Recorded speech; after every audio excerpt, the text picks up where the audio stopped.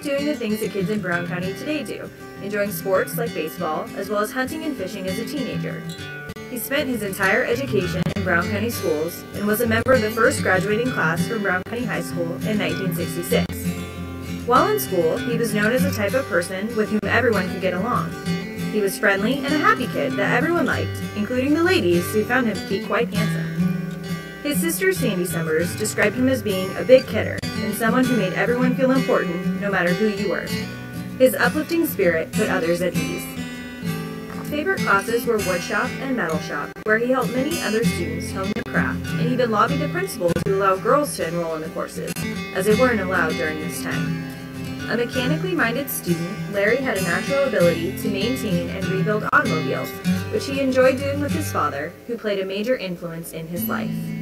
The Vietnam conflict was an ongoing war taking place 8,566 miles from Brown County, Indiana, on the other side of the world. Larry believed strongly in the ideals of the United States and was a true patriot, which is why he did not hesitate to join the effort when it came time for the United States to enter this conflict. Larry's father volunteered in World War II and was enlisted in the 26th Infantry, known as the Blue Spaders, inspiring Larry to volunteer in the same division in the conflict of his generation. Larry left for Vietnam the day before his 19th birthday. After only 28 days in Vietnam, Larry was killed in an ambush while on patrol in a rubber tree plantation that was located northwest of Saigon. During this patrol, Private First Class Banks was with a machine gunner and an assistant machine gunner carrying extra ammunition. When the machine gunner was taken out, Larry and a fellow soldier, John Young, did not hesitate to act. With no regard for their personal safety, they stayed out in the open and picked up the gun, continuing to fire at the enemy, allowing their fellow squad members to escape, and melting the barrel out of the gun before being overrun. Both men were killed during this battle and were posthumously awarded the Bronze Star for Valor for their efforts. As Larry's award of the Bronze Star Medal statement reads, his bold initiative and dauntless courage significantly contributed to the withdrawal of the other members of his squad. First Class Banks' outstanding display of aggressiveness, devotion to duty, and personal bravery is in keeping with the finest traditions of military service and reflects great credit upon himself. Although Larry's service was cut short, the war continued until 1973 when American troops were withdrawn. Larry was the only soldier from Brown County to perish in the conflict.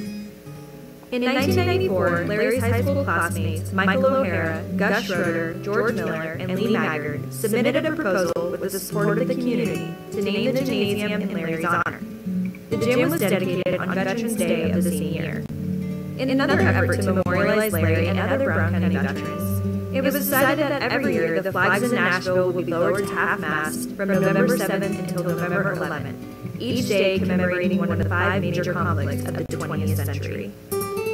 Larry C. Banks' legacy extends not only to the gymnasium at Brown County High School, but also to the Larry C. Banks Scholarship Fund. The scholarship funds Brown County graduates going to vocational training, as that is likely what Larry would have done. Students who receive the scholarship pursue careers as dental hygienists, veterinary assistants, diesel mechanics, and more.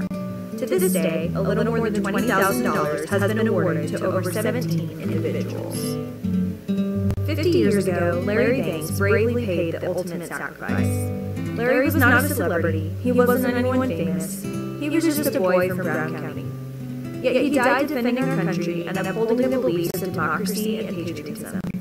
Today, his memory lives on every day as students enter Brown County High School's gymnasium. It will continue to live on long after current students graduate, pursue their dreams, and fulfill their life goals.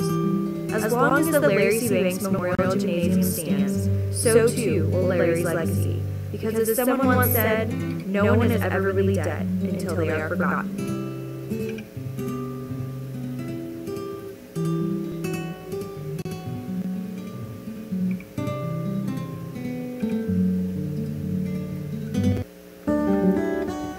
Brown County High School's Larry C. Banks Memorial Gymnasium plays a larger role in our community than just being a gym. It's a place where high-stakes basketball games are played and won, where volleyball players challenge each other, where we cheer, where we compete, where we get pumped for big games, and where we learn valuable lessons from others. This is a place where students embark on the next stage of their life, and where we celebrate those who have sacrificed so much for our freedoms. All of these important and memorable moments took place and will continue to take place in the Larry C. Banks Memorial Gymnasium. But who was Larry C. Banks?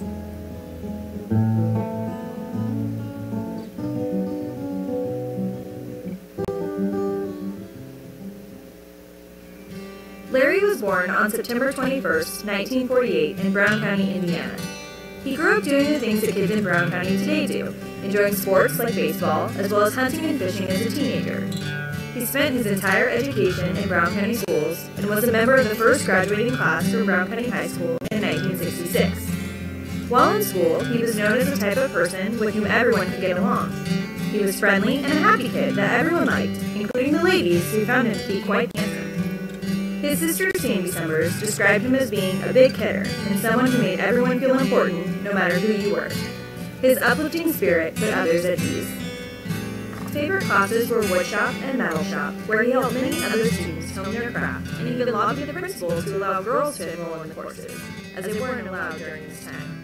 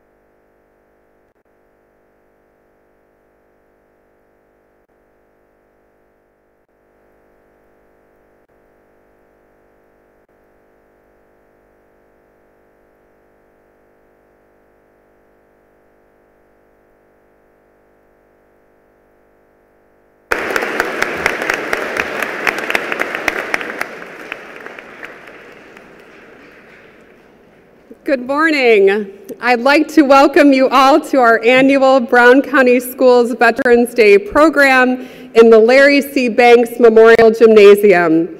My name is Laura Hammock and I serve as the superintendent of this extraordinary district.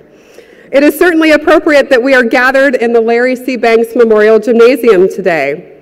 Larry C. Banks is one of Brown County's greatest heroes, and while we certainly wish that he was joining us here today, I am confident that he is here in spirit. For those in attendance who may not know the name, Larry C. Banks was born and raised in Brown County. He attended Brown County High School, and he made the ultimate sacrifice for our nation during his service in Vietnam. We honor Larry C. Banks specifically today because just a few days ago, on November the 7th, we marked the anniversary of it being 51 years since this ultimate sacrifice was made. Will you please join me in sharing a moment of silence to pay our respects to Larry C. Banks?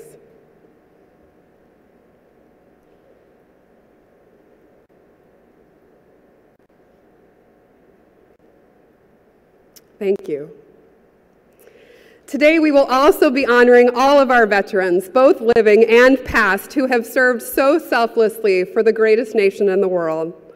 Thank you for joining us this morning. I do hope that you enjoy what promises to be a very special program. And at this time, we would like to welcome our most honored guests. Please join me in welcoming them as Mr. Brian Galm introduces each era of service. Mr. Galm. If everyone would please rise.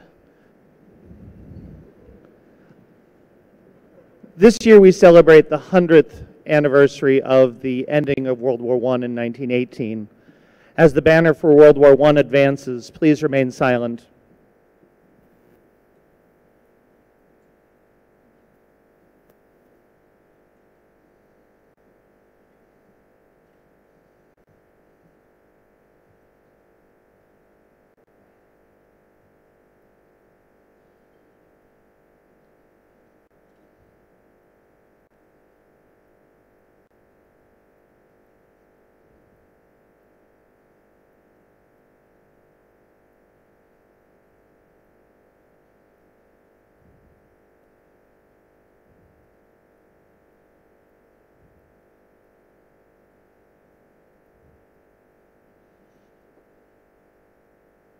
Thank you. And now our veterans, the veterans of World War II.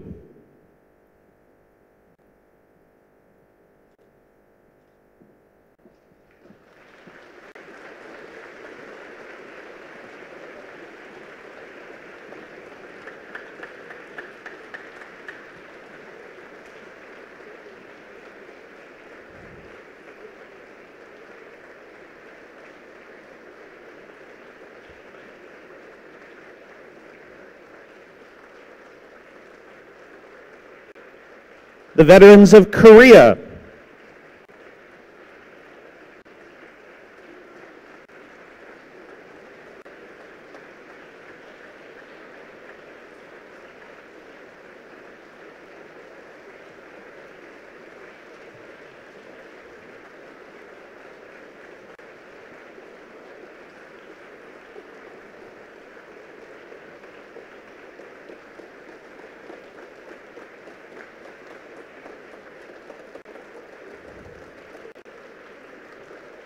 The veterans of Vietnam.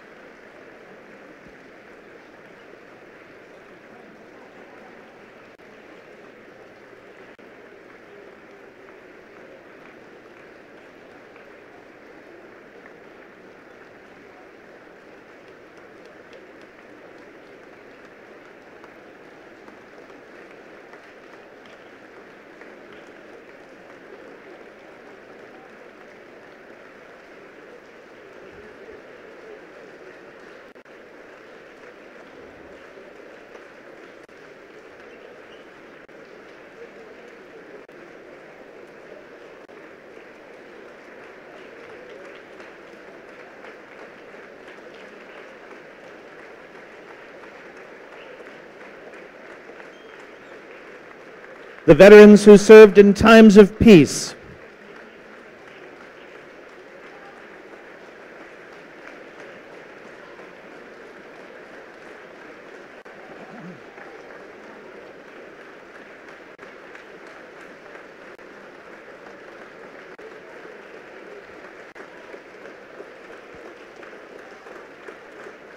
veterans of the wars in the Persian Gulf, Iraq, and Afghanistan,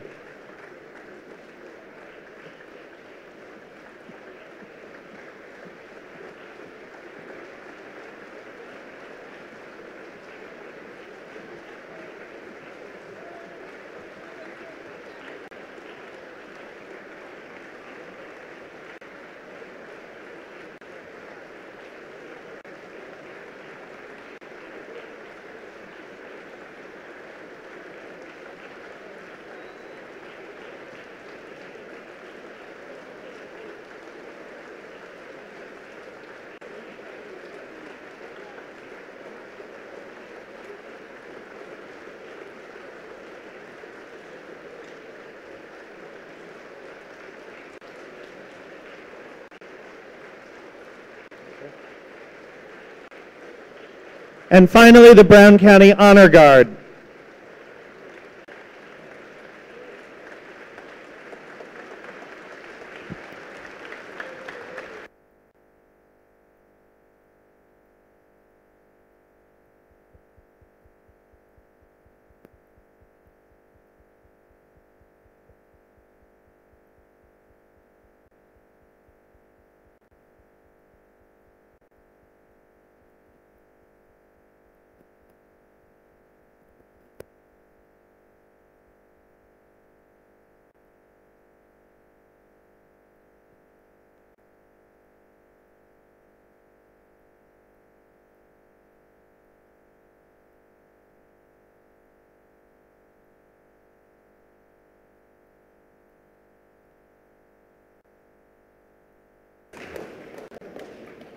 Thank you, veterans.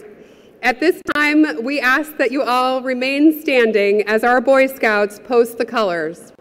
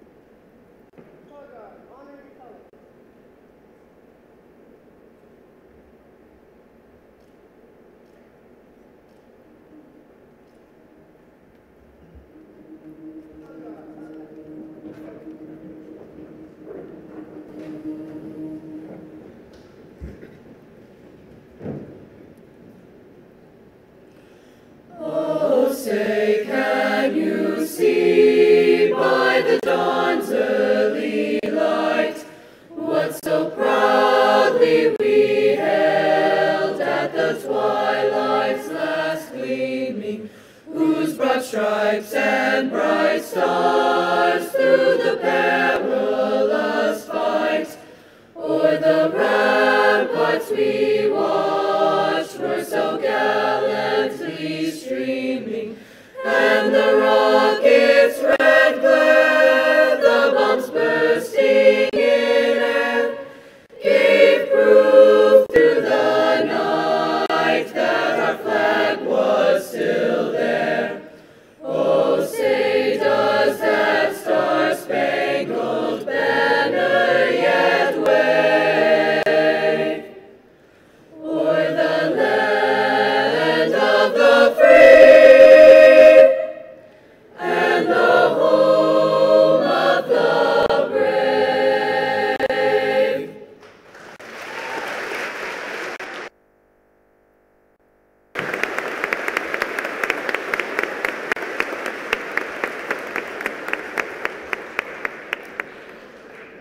Please stand as you are able and join me in the Pledge of Allegiance. I pledge allegiance to the flag of the United States of America and to the republic for which it stands, one nation, under God, indivisible, with liberty and justice for all.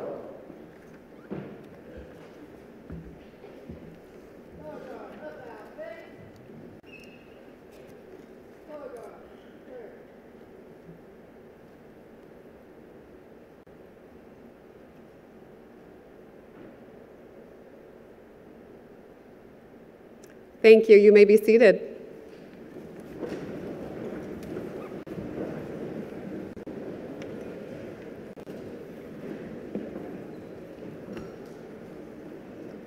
We have a few folks that we want to recognize this morning before we get started. This is a very special moment for us as we pay special recognition to any widows of veterans who have joined us today. If you are a widow of a veteran, would you please stand so that we could recognize you?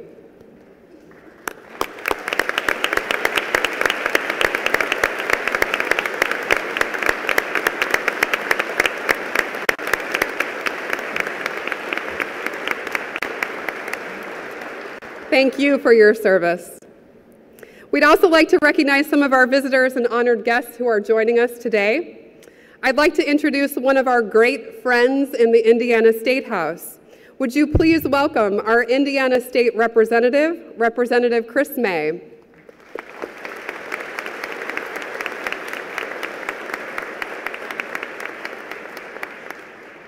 I'd also like to present today's keynote speaker, a very special leader of our Brown County community, Commander Keith Baker.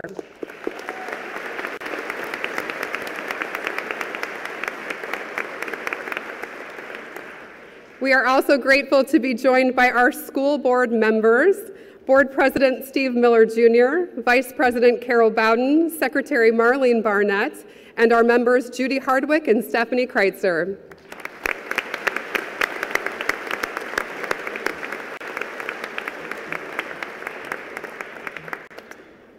Typically at this time, we are blessed to have Senator Eric Cook join us for this special ceremony. Senator Cook has been an active supporter of Brown County in general and Brown County schools specifically through his countless efforts of legislative service on our behalf. Unfortunately, the senator's schedule is such that he needed to be out of the state today.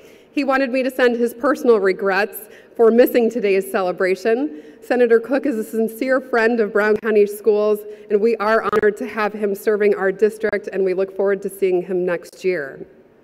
But this year, we are blessed to have State Representative Chris May joining us. I have sincerely enjoyed getting to know Representative May over the past few years. He is seriously engaged in workforce development for our region. He is active in his support of veterans across our region, and he's also been a great supporter of our work with the Regional Opportunities Initiative. Representative May has prepared a few remarks of encouragement for us this morning, and I would like to turn the podium over to him at this time. Would you please join me in welcoming Representative May?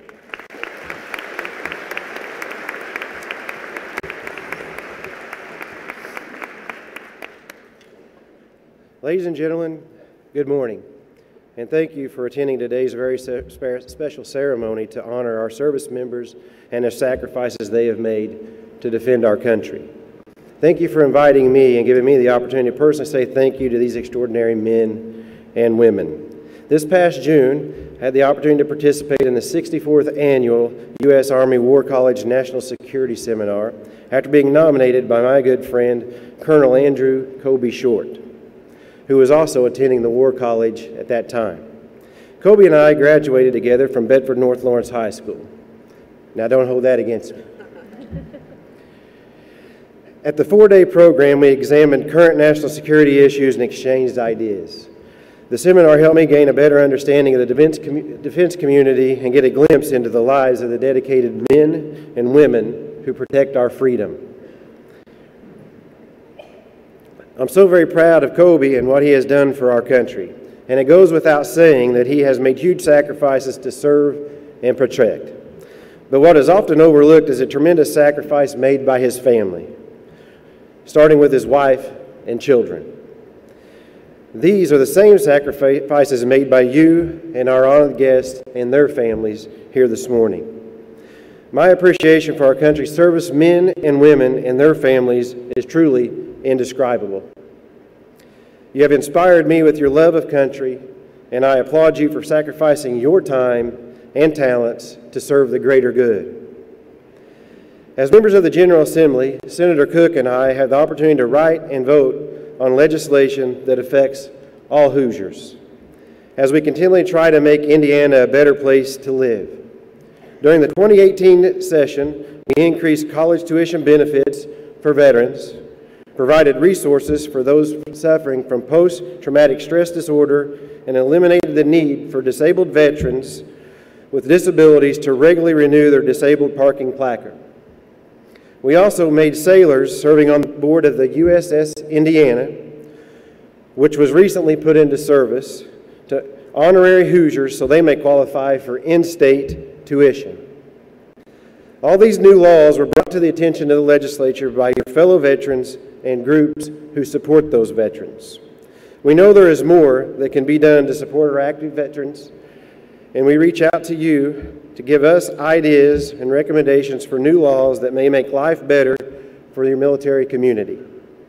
Again, I want to thank you for your service to our community and our country, and have a very blessed Veterans Day.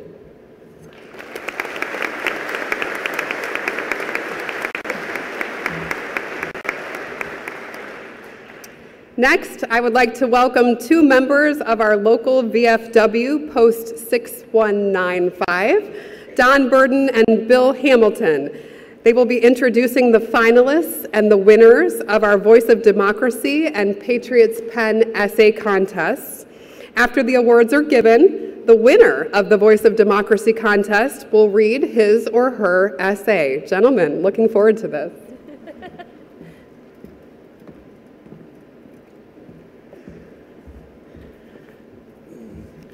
Thank you, Dr. Hammer. I want to thank you and all the principals and all your staff for a fine program that you put on.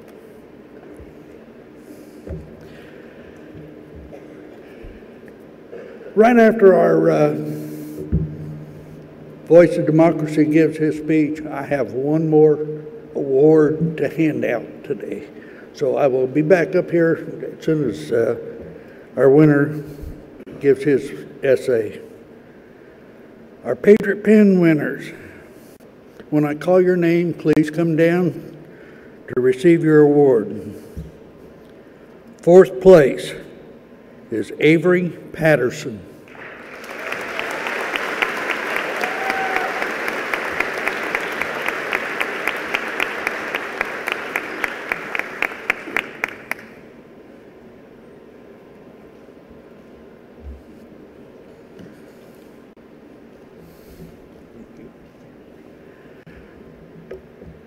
I want to mention right now, before we go any further, right after the program is over, please all the winners come down here so we can get your picture, so we can enter your essays at the district level. So please come back down right after the program. Second place, or third place for Patriots Pen is Mary Rigel.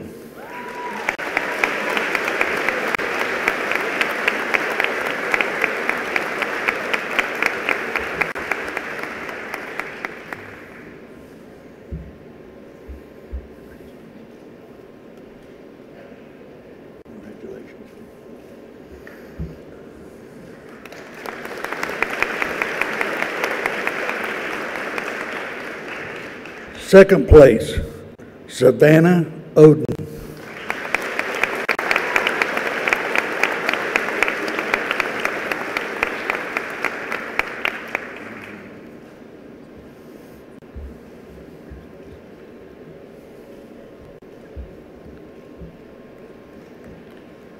First place, Leslie Otten.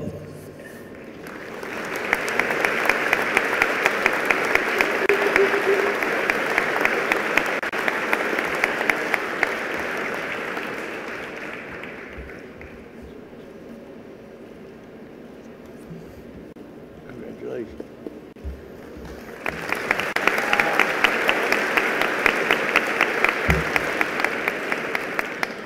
And by the way, their theme that they had to write on was why I honor the American flag. Now we go to the big boys.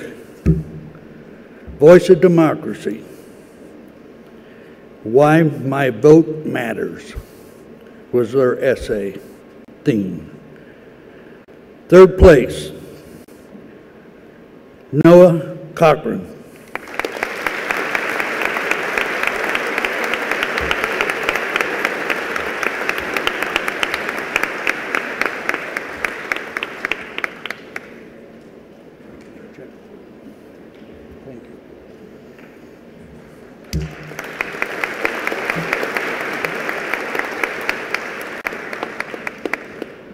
Second place, Chloe Robinson.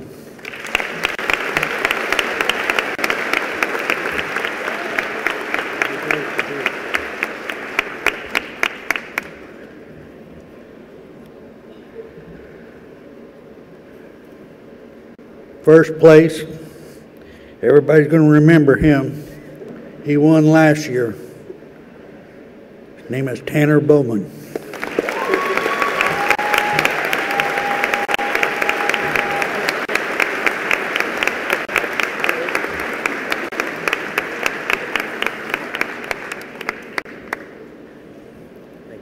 Tanner's now going to give his speech.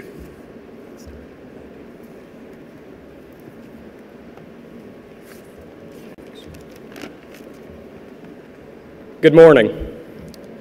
When thinking of the importance of a citizen's vote, one has to look no further than the United States' founding three principles, which are best summed up by Thomas Jefferson, who wrote in the Declaration of Independence, "All men are created equal, that they are endowed by their Creator with certain unalienable rights,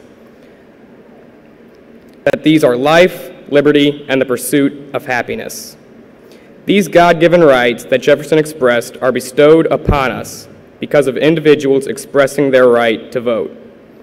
When an individual steps into a voting booth and casts a ballot, they are placing their trust into a candidate that will make choices that affects the voter's everyday life. We see this in our democratic republic style of government through the appointments to the United States Supreme Court. Voters select the president and voters select the senators. These elected officials may not remain in office for an extended period of time, but they have the ability to impact crucial decisions and rulings with United States law through nominating and voting to confirm a Supreme Court nominee. This is an example of how when an individual votes, they are taking part in something much bigger than themselves, something bigger than many Americans can comprehend. I would like to share a story with you demonstrating how one vote matters. The story tells about a young man from DeKalb County, Indiana, who made the important decision to express his civic duty and vote. While working in the fields on Election Day in 1836, Henry Shoemaker remembered he had to go vote to fulfill a promise he made to Madison Marsh, a candidate for state representative. Just as the polls were closing, Henry cast his ballot for Mr. Marsh. Marsh won by one vote, and after a lengthy recount, it was determined that Shoemaker's ballot was the tie-breaking vote.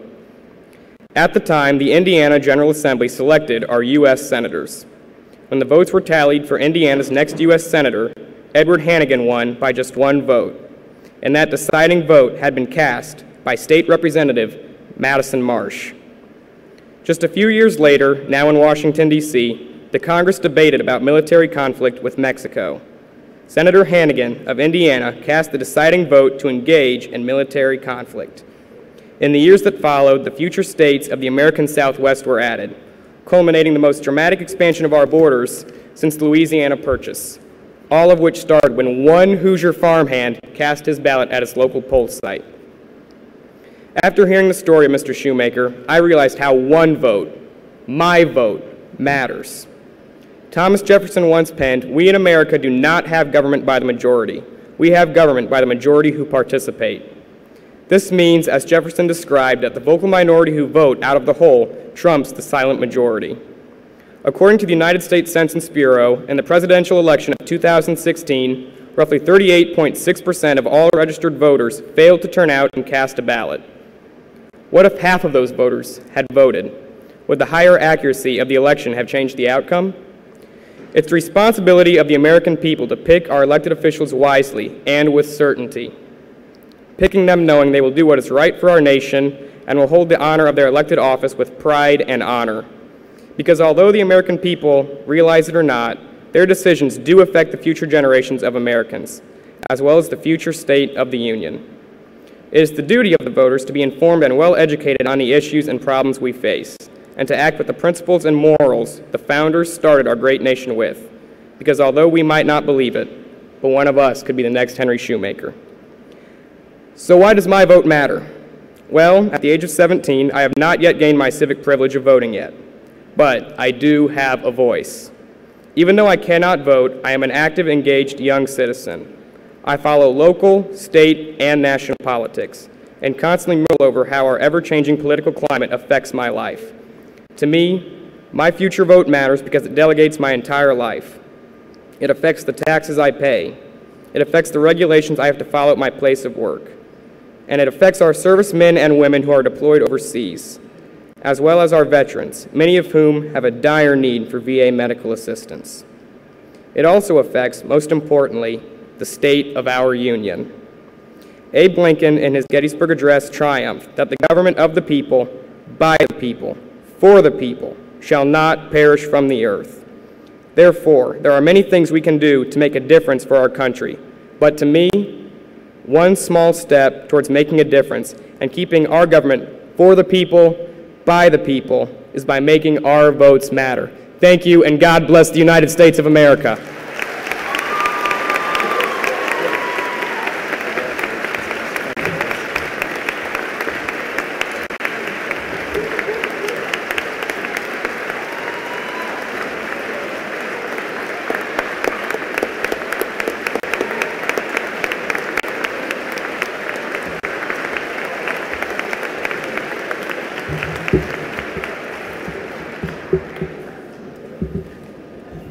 Now you see why he was the winner. Next award I have is a very dear to my heart. It is our Teacher of the Year. This is our first time to have it. Next year we hope to have at least 3 winners, one from grade school, middle school, and high school. So at this time I would like to present Emily Llewellyn.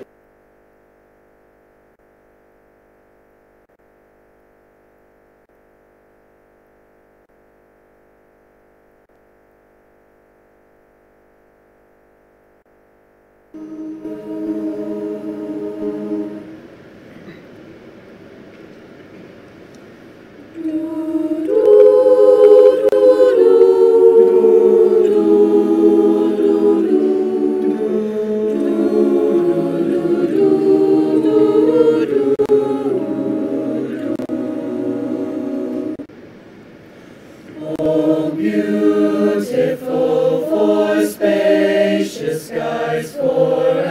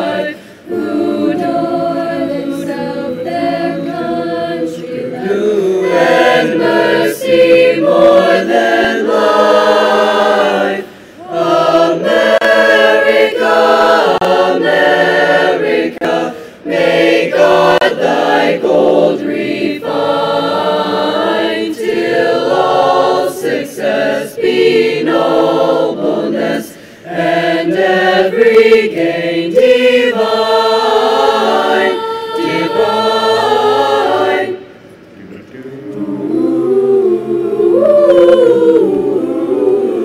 Oh, beautiful for patriot dream that sees beyond the year, thine alabaster cities gleam, undimmed by human tears. America, America, God shed his grace on thee, and crown thy good with brotherhood. From sea to shining sea, America, America. God shed his grace on thee.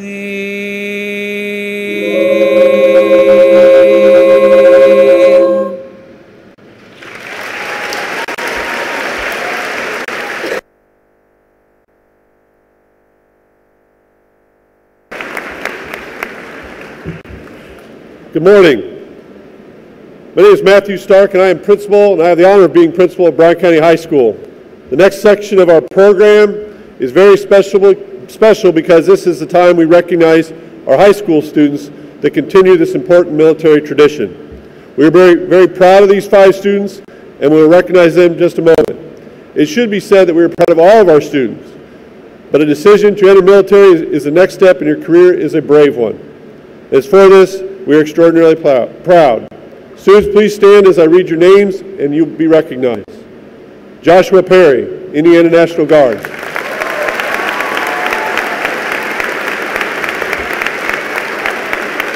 Alex Haywood, United States Marine Corps. Jalen Lucas, United States Marine Corps. Robert Perry, United States Marine Corps. Chris Rasberg, United States Marine Corps.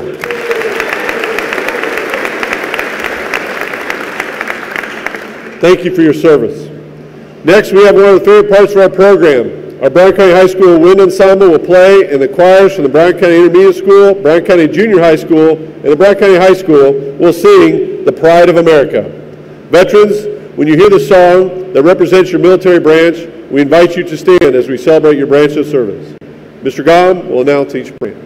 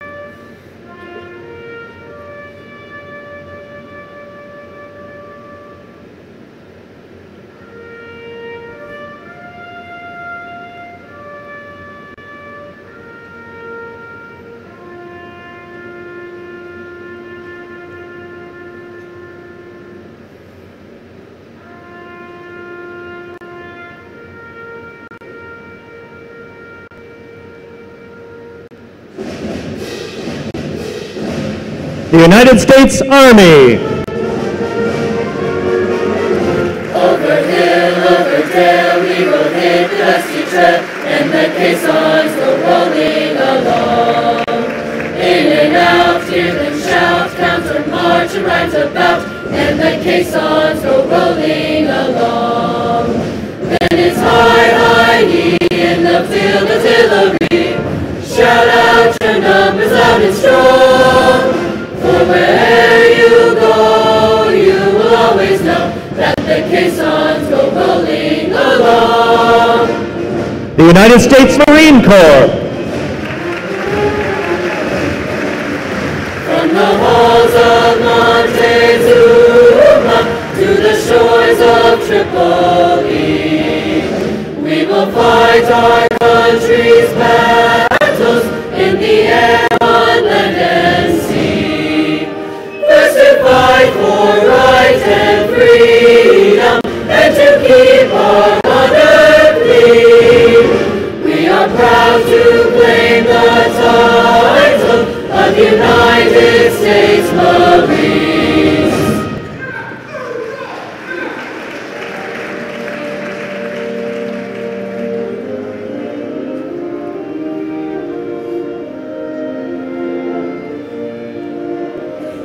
The United States Navy. Anchors away, my boys, anchors away. Farewell to college joys, we sail at break of day, day, day, day. Send Navy out to sea, through swirling foam, until we meet once more. Here's wishing you a happy voyage home. The United States Coast Guard.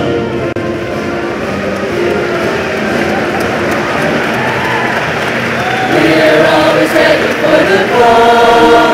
We place our trust in Thee. Through surf and storm and howling gale, high shall our purpose be. Semper Paratus is our guide, our fame and glory too. To fight, to save, to fight and die. I, Coast Guard, we are for you.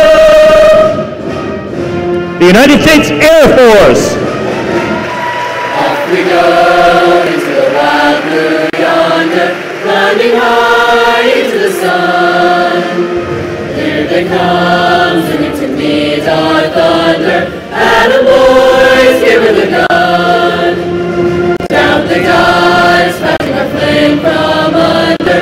Up on one terrible course, we live in fame, or go down in flame. Hey, nothing will stop the U.S. Air Force.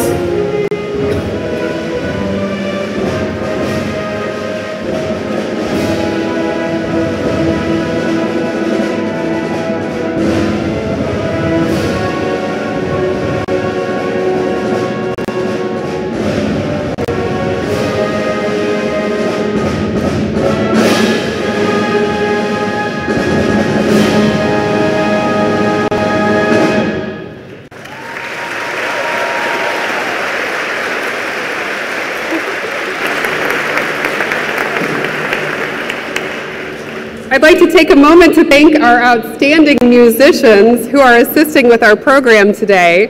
We sincerely appreciate our Brown County High School Wind Ensemble and Jazz Band, led by their director, Mr. Matthew Finley, as well as our Brown County Junior High School, Brown County Intermediate School, and Brown County High School choirs, led by Mr. Daniel Ling and Ms. Christy Billings. Can we please give our appreciation to these folks?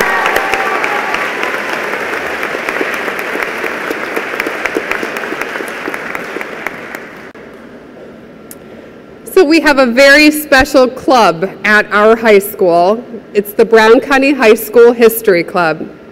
Our History Club's main goal is to bring together students so that they can collectively learn, read, write, and experience history together. I would like to introduce the sponsors of this club: Brown County High School Social Studies teachers, Mrs. Alicia Adams and Mrs. Emily Llewellyn, who will tell you a little bit about the activities of this club, and will also introduce you to several of their members who will be telling you about a very special project that we will be sharing with you today. Mrs. Adams and Mrs. Llewellyn.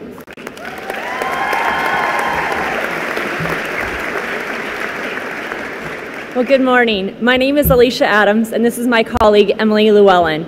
1 year ago, we stood here and spoke of History Club's accomplishments. Those accomplishments led the National History Club to select our club as one of the top 10 history clubs of the year. We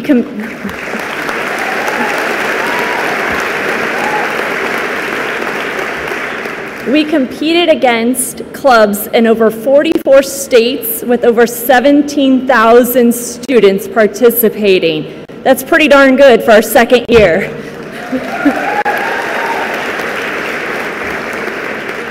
One of the most rewarding activities of the club is the Jeans for BC Vets campaign. Brown County school employees donate money to the Nashville VFW, and in exchange, they can wear jeans to work for the week leading up to Veterans Day.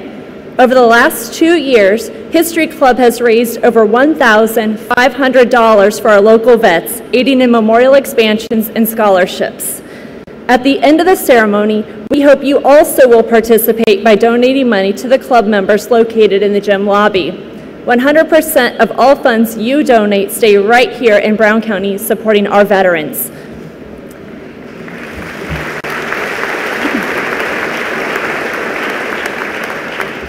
The club has a very exciting year planned. Over spring break, we're headed to Boston to learn about our nation's founding history, and we also have several trips planned to go around Indiana to see other historical destinations here in our own state. History Club members are creating history, and just recently, we've also been preserving history. As noted earlier, this year marks the 100th anniversary of the end of World War I. To commemorate this anniversary, I had the pleasure of working with a handful of passionate, creative students to produce a documentary honoring not only those who served in the Great War, but our local veterans as well. Throughout the documentary, you will see original photos of our veterans taken from the website browncountyveterans.smugmug.com. This website categorizes veterans' photos by war, forever preserving our county's long history of service. I would also like to especially thank Mr. Ron Higgins, who helped us along the way to make sure all of our information was accurate and provided valuable insight. Now, it is my great honor to introduce 4 amazing young women, Kara Adams, Isabel Allen, Ashley Masteller, and Lily Deloche. These ladies work tirelessly interviewing local veterans and editing film to capture insights to help us better understand why our local veterans served.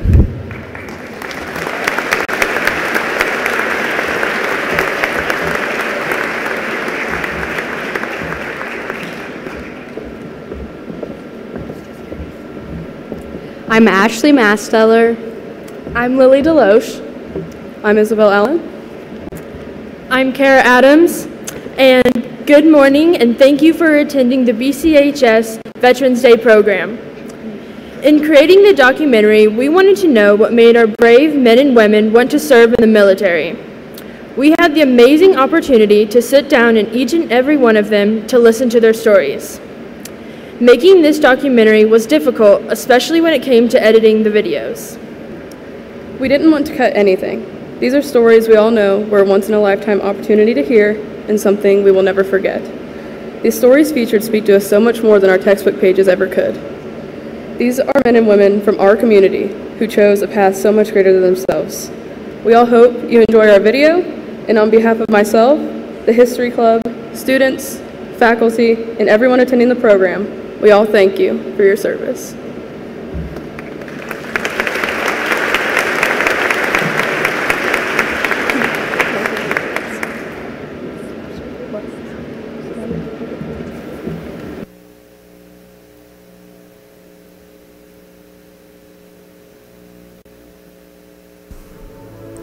War is a time where the world calls upon ordinary men to do extraordinary things. World War I was no exception to this. In fact, with the number of men fighting significantly higher than it had ever been before, and virtually all of the nations of the world participating in some way, World War I became known as the war to end all wars. While we now know that it did not end all wars, the sacrifice of the men in the trenches of World War I was not in vain. This was the war to change all wars. The effects were not only seen but felt on an international level, with the total number of casualties at 40 million people. 116,516 of those were from the United States. World War I would end in 1918, on the 11th hour of the 11th day of the 11th month. This day would become known as Armistice Day, a time when the United States thanks all veterans for their sacrifice and their service. In 1954, President Dwight Eisenhower declared this day a national holiday called Veterans Day. This year, our annual Veterans Day celebration lands on the 100-year anniversary of the end of World War I. While we honor all veterans on this day, it is important to remember that World War I, like all wars, was a time of uncertainty about the future of the United States. This uncertainty was persevered by the courage and determination of the soldiers serving the country. War invokes a courage not often seen, a courage that truly inspires and defines what it means to do anything to protect your country. This year, we wanted to discover why our veterans did exactly that. What inspired them to protect this amazing country? This is what they had to say.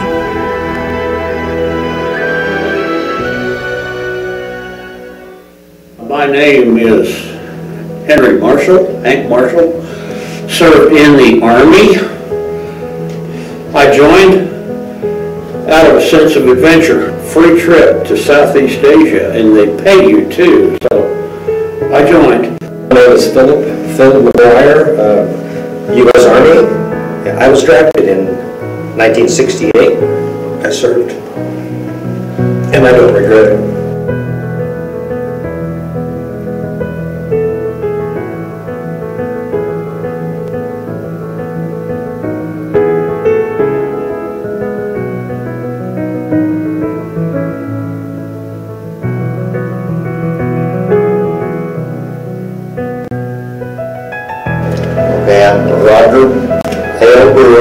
I served from the U.S. Army from 62 to 64. I was drafted. My name is Brittany Miller. I'm 19 years old and I'm an Airman First Class in the United States Air Force. I joined the Air Force because I felt like it offered a lot of guidance and a lot of stability and a lot of structure that I wouldn't have really had otherwise had I gone to college right away. I've just been very thankful for the friends that I've made, the experiences that I've gone through, and I think joining the Air Force was a very good step for me. That's really why I joined the military. My name is Brian Martin. I enlisted in the Air Force. My family had all been in the service. My brother was in the Marine Corps, so I spent my time in Thailand working on the fighters. I am Keith Mudridge. I served in the Australian Regular Army as a private and E4 through the years of 2005 to 2009. The main reason I joined up was because I wanted to, and also there was a huge effort, a humanitarian effort that I could be a part of that just made the world a better and safer place. My name is John Whitehorn. I served in the Army and I was drafted. Evelyn Campbell. What branch of the military did you serve in? Were you in the Army, the Navy? Navy. You were in the Navy, all right. And why did you choose to serve? I thought it would be fun. Yeah, why was that? Why did you think it'd be fun? Oh, going on ships. A lot of Navy boys. My name is Ray Pugh. Served 27 years in the Air Force. And my father was a wounded veteran in World War II. My uncle was in Korea, and my brother was between, actually it was after, in the mid-50s in the Army, so with that I thought it was my duty to go. My name is Kenny Horsclaw, and was in the Navy, and was E3. Now why I joined is because my draft number was coming up. So I thought I'd just join the Navy. William T. Summers, Marine Corps, in 65 through 68, Vietnam 66, 67. Why? Well, I was drafted. What was that experience like? Hurry up, William. Specialist Joshua Brown from Nashville, Indiana, Brown County High School graduate in 2013. I enlisted in the Army in 2015 as a combat engineer. I'm currently stationed with the 101st Airborne Division in Fort Campbell, Kentucky.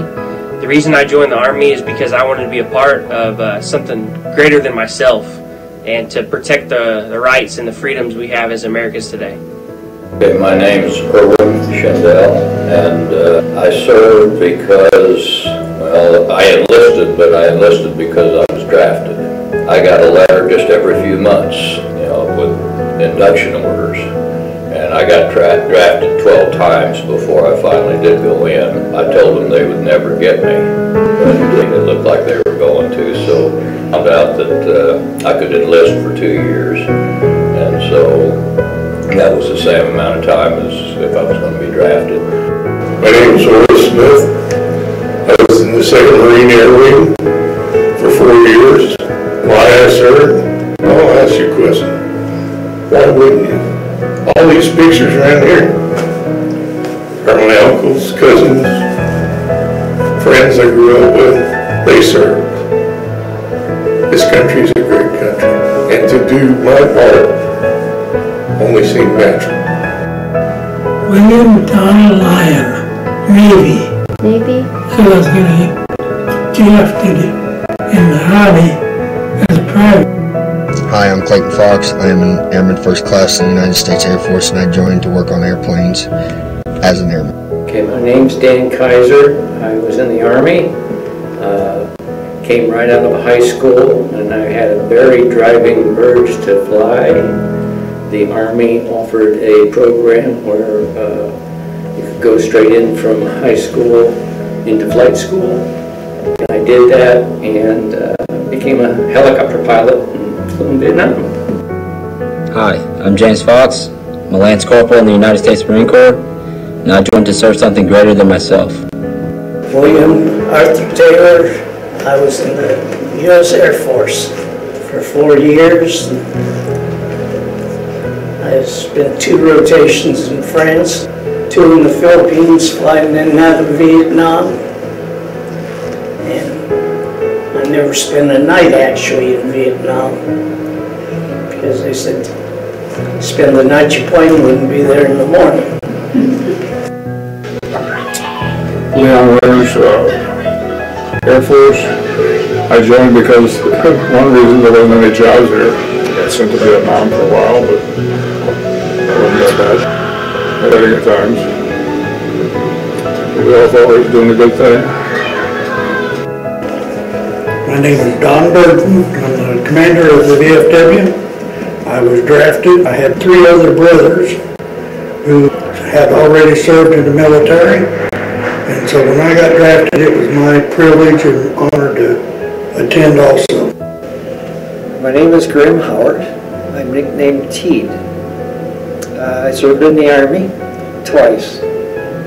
First time, 1944 to 46, in Europe, and World War II. And the second time in Korea, from 50 to 51. First time, I joined it because my family is military. Second time was different. During the first time, I was one of the people that was in Buchenwald. We took over the concentration camp. And after I saw what was there, it affected my life. So I believed that the North Korea was repressive. We would have another Buchenwald had we lost. Serving in the Army was a good thing, and I'm still serving. I'm in the Honor Guard in Brown County. I'm Jerry Bell. I joined because I thought it was my duty to join.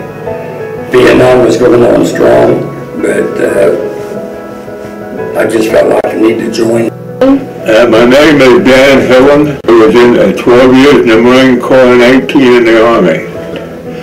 I went in the Marine Corps out of high school in 1945. When I went in the Marine Corps, it was about the only thing with the service was about the only thing that was open. And it was right after World War II started. My name is Brian Blavitt. I served in the Air Force. I joined the Air Force because when I got out of high school, I didn't have money for college. I'm Private Daniels in the United States Army, and I was asked by Miss Llewellyn, which is a former teacher of mine, to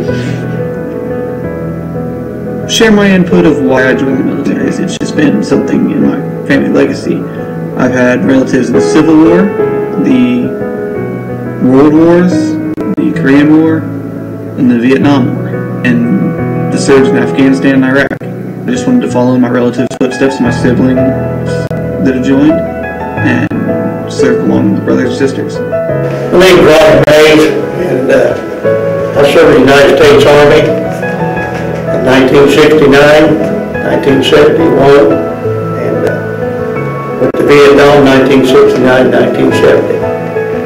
And I went in the Army, I was 19. So when you was that young, when you got drafted, I had a girlfriend that I was deeply in love with and didn't want to leave. And I had a 1966 Chevelle. Man, I didn't want to leave that car either. But you have to. And I wanted to. After I got drafted, I couldn't wait to go. I couldn't wait. My name is Martin Travelstead. I served in the United States Army from 1957 through 1960 and attained the rank of sergeant. I served because so many others, brothers and sisters, served in the military, and being the baby of the family, I thought it was my duty to serve also. The Travelstead family has represented Indiana quite well in the military. Hi, I'm Bill Hamilton. I was in the U.S. Air Force for 33 years and I retired as an E8, Senior Master Sergeant, but I was also a First Sergeant. I joined the Air Force back in 1976 because I wanted to get into law enforcement. I thought that would be the easiest and quickest way to go in under that kind of a career field, get the training and experience. And after 6 years of active duty, I did get out. But then in 1985, I ended up going back into the reserves because I wanted to finish out my 20-year career in the Air Force, and ended up staying for 33 years. My name is Kara Johnson. I'm a third-class petty officer of the United States Navy. I'm an electrician on F-18, and I chose to join for the benefits. My name is David Pate. Served in the United States Army.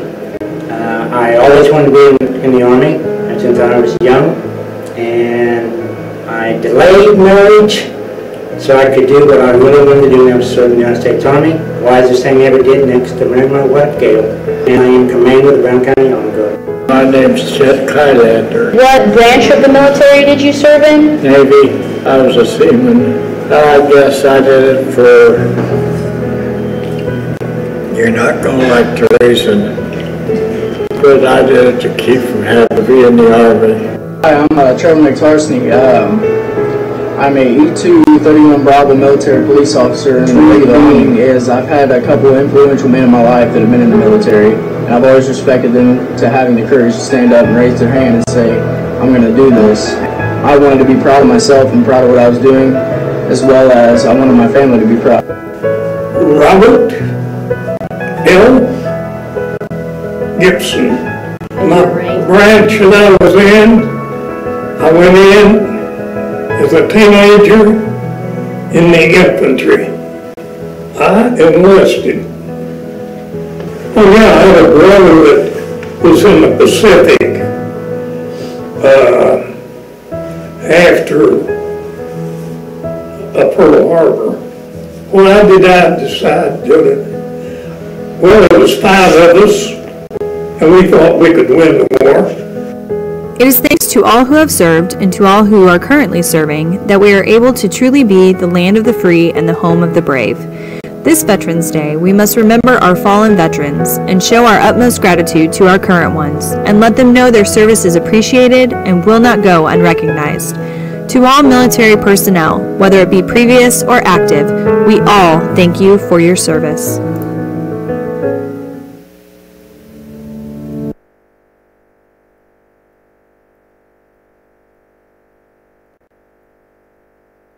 The physical and mental challenges. I'm Jalen Lucas. I joined the Marine Corps. I want to make my family proud.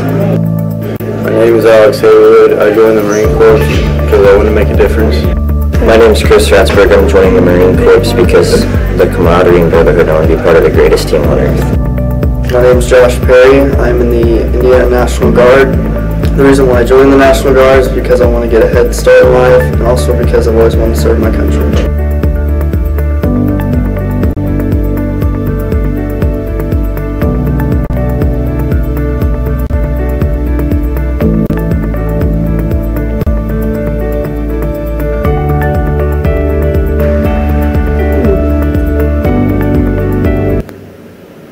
I'm not quite sure I've got the words to be able to thank our students and our teachers from our Brown County History Club, but can we please give you just one more round of applause? That was extraordinary. Thank you.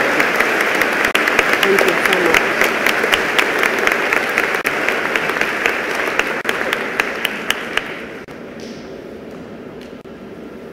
So every year, we are honored to be joined by a veteran who has served our country and is willing to share with us some of his or her testimony. Today, we will be hearing from our keynote speaker, Commander Keith Baker of the United States Navy.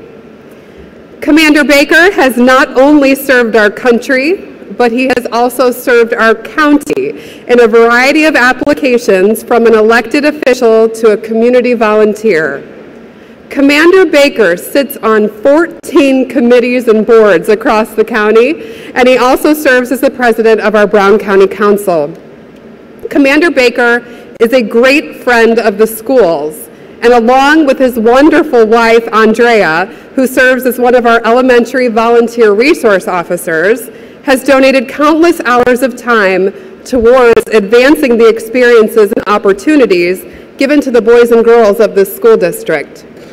Commander Baker's experiences in the military are vast.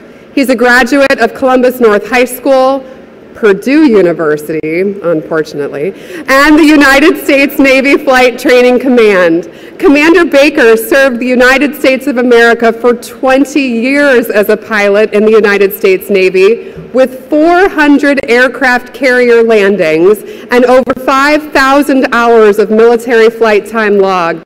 Commander Baker was operationally deployed on a variety of aircraft carriers, including the USS Saratoga, America, Forrestal, and Lexington. Commander Baker flew his first airplane solo at the age of 16. He began parachuting at 18, and he earned his Navy wings at the age of 23. Commander Baker is the recipient of 5 Navy Commendation Medals and the Navy Meritorious Service Medal. Commander Baker founded the Smile High Squadron in Atlanta, Georgia. This organization uses surplus military training aircraft to fly children who are battling cancer. And he founded the website vetjobs.com, which is the largest online jobs board for veterans across the United States of America. Commander Baker, you are a living example of a patriot. I am so thankful to you for your service, and so thankful that you will be speaking to our audience this morning. It is truly an honor. Will you please join me in welcoming Commander Baker?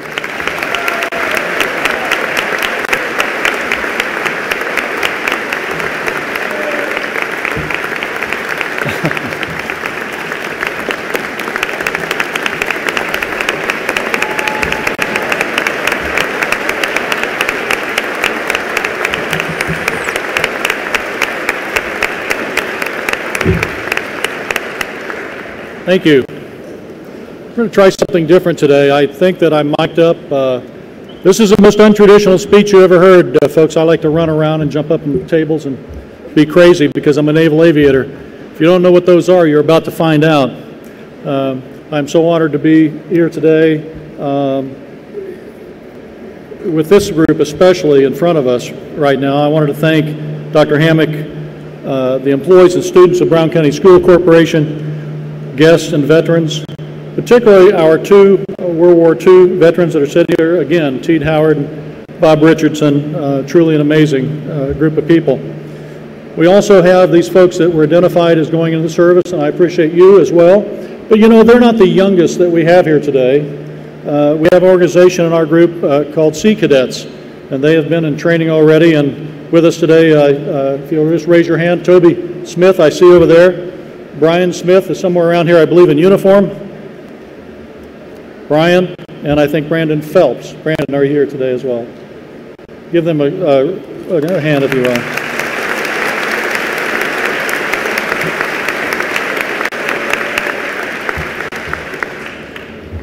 Each of us has a unique story to tell about our lives and about our military service.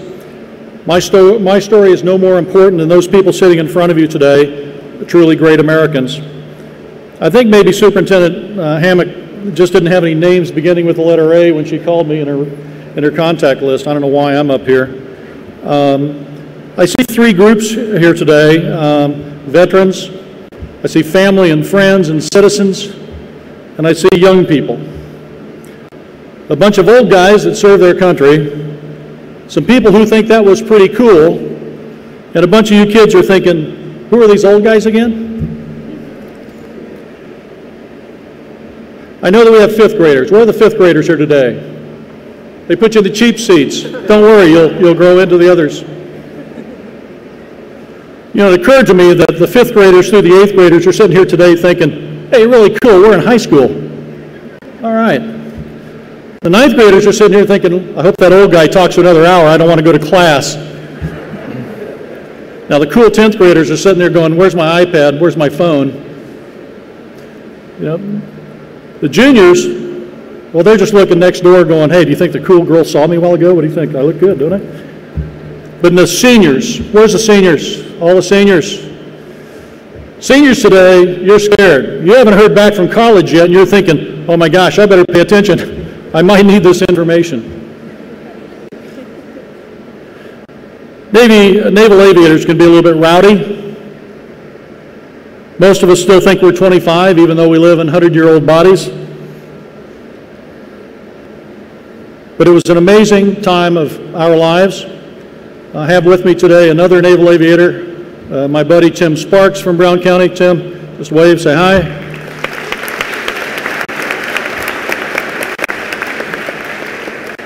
Only reason I brought Tim Sparks with me today, because I don't like him.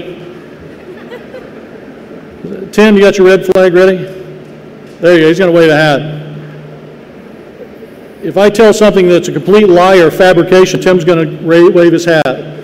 He's a check and balance. I was asked to tell a couple stories, and every year we have this thing, and typically I think, how does that relate to the students? Some old guys ended up there telling a story about, or 100 stories, about what he did back in the Great War. And how is that relevant to you? And how is that relevant to your families? And we'll bring that home in a minute. I guess I was forced by Dr. Hammock. I had to tell a little bit about myself. I don't like doing that. I may weave in one or two stories of my own, and then we're going to talk about you students, and then we're going to talk about these wonderful folks here before you. Don't worry, they'll be out of here soon. You know the difference between an old war story and a fairy tale. A fairy tale always begins with once upon a time.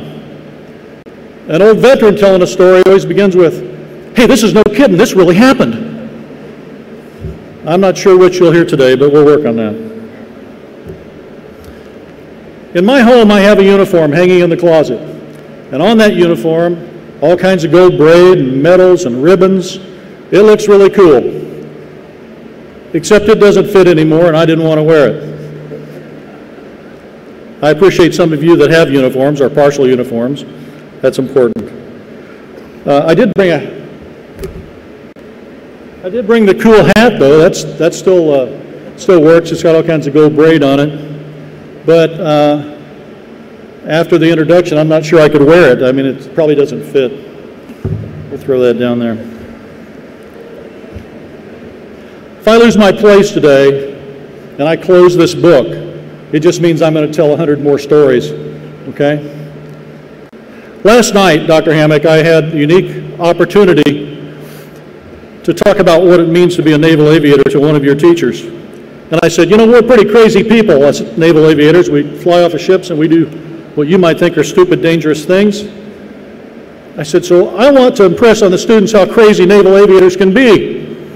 I said, when I give you the cue, and you're going to stand up your 8th grade class, and they're all going to take paper wads and throw it at me. he said, well, I can't do that. He says, you know, Dr. Hammock would get mad at me.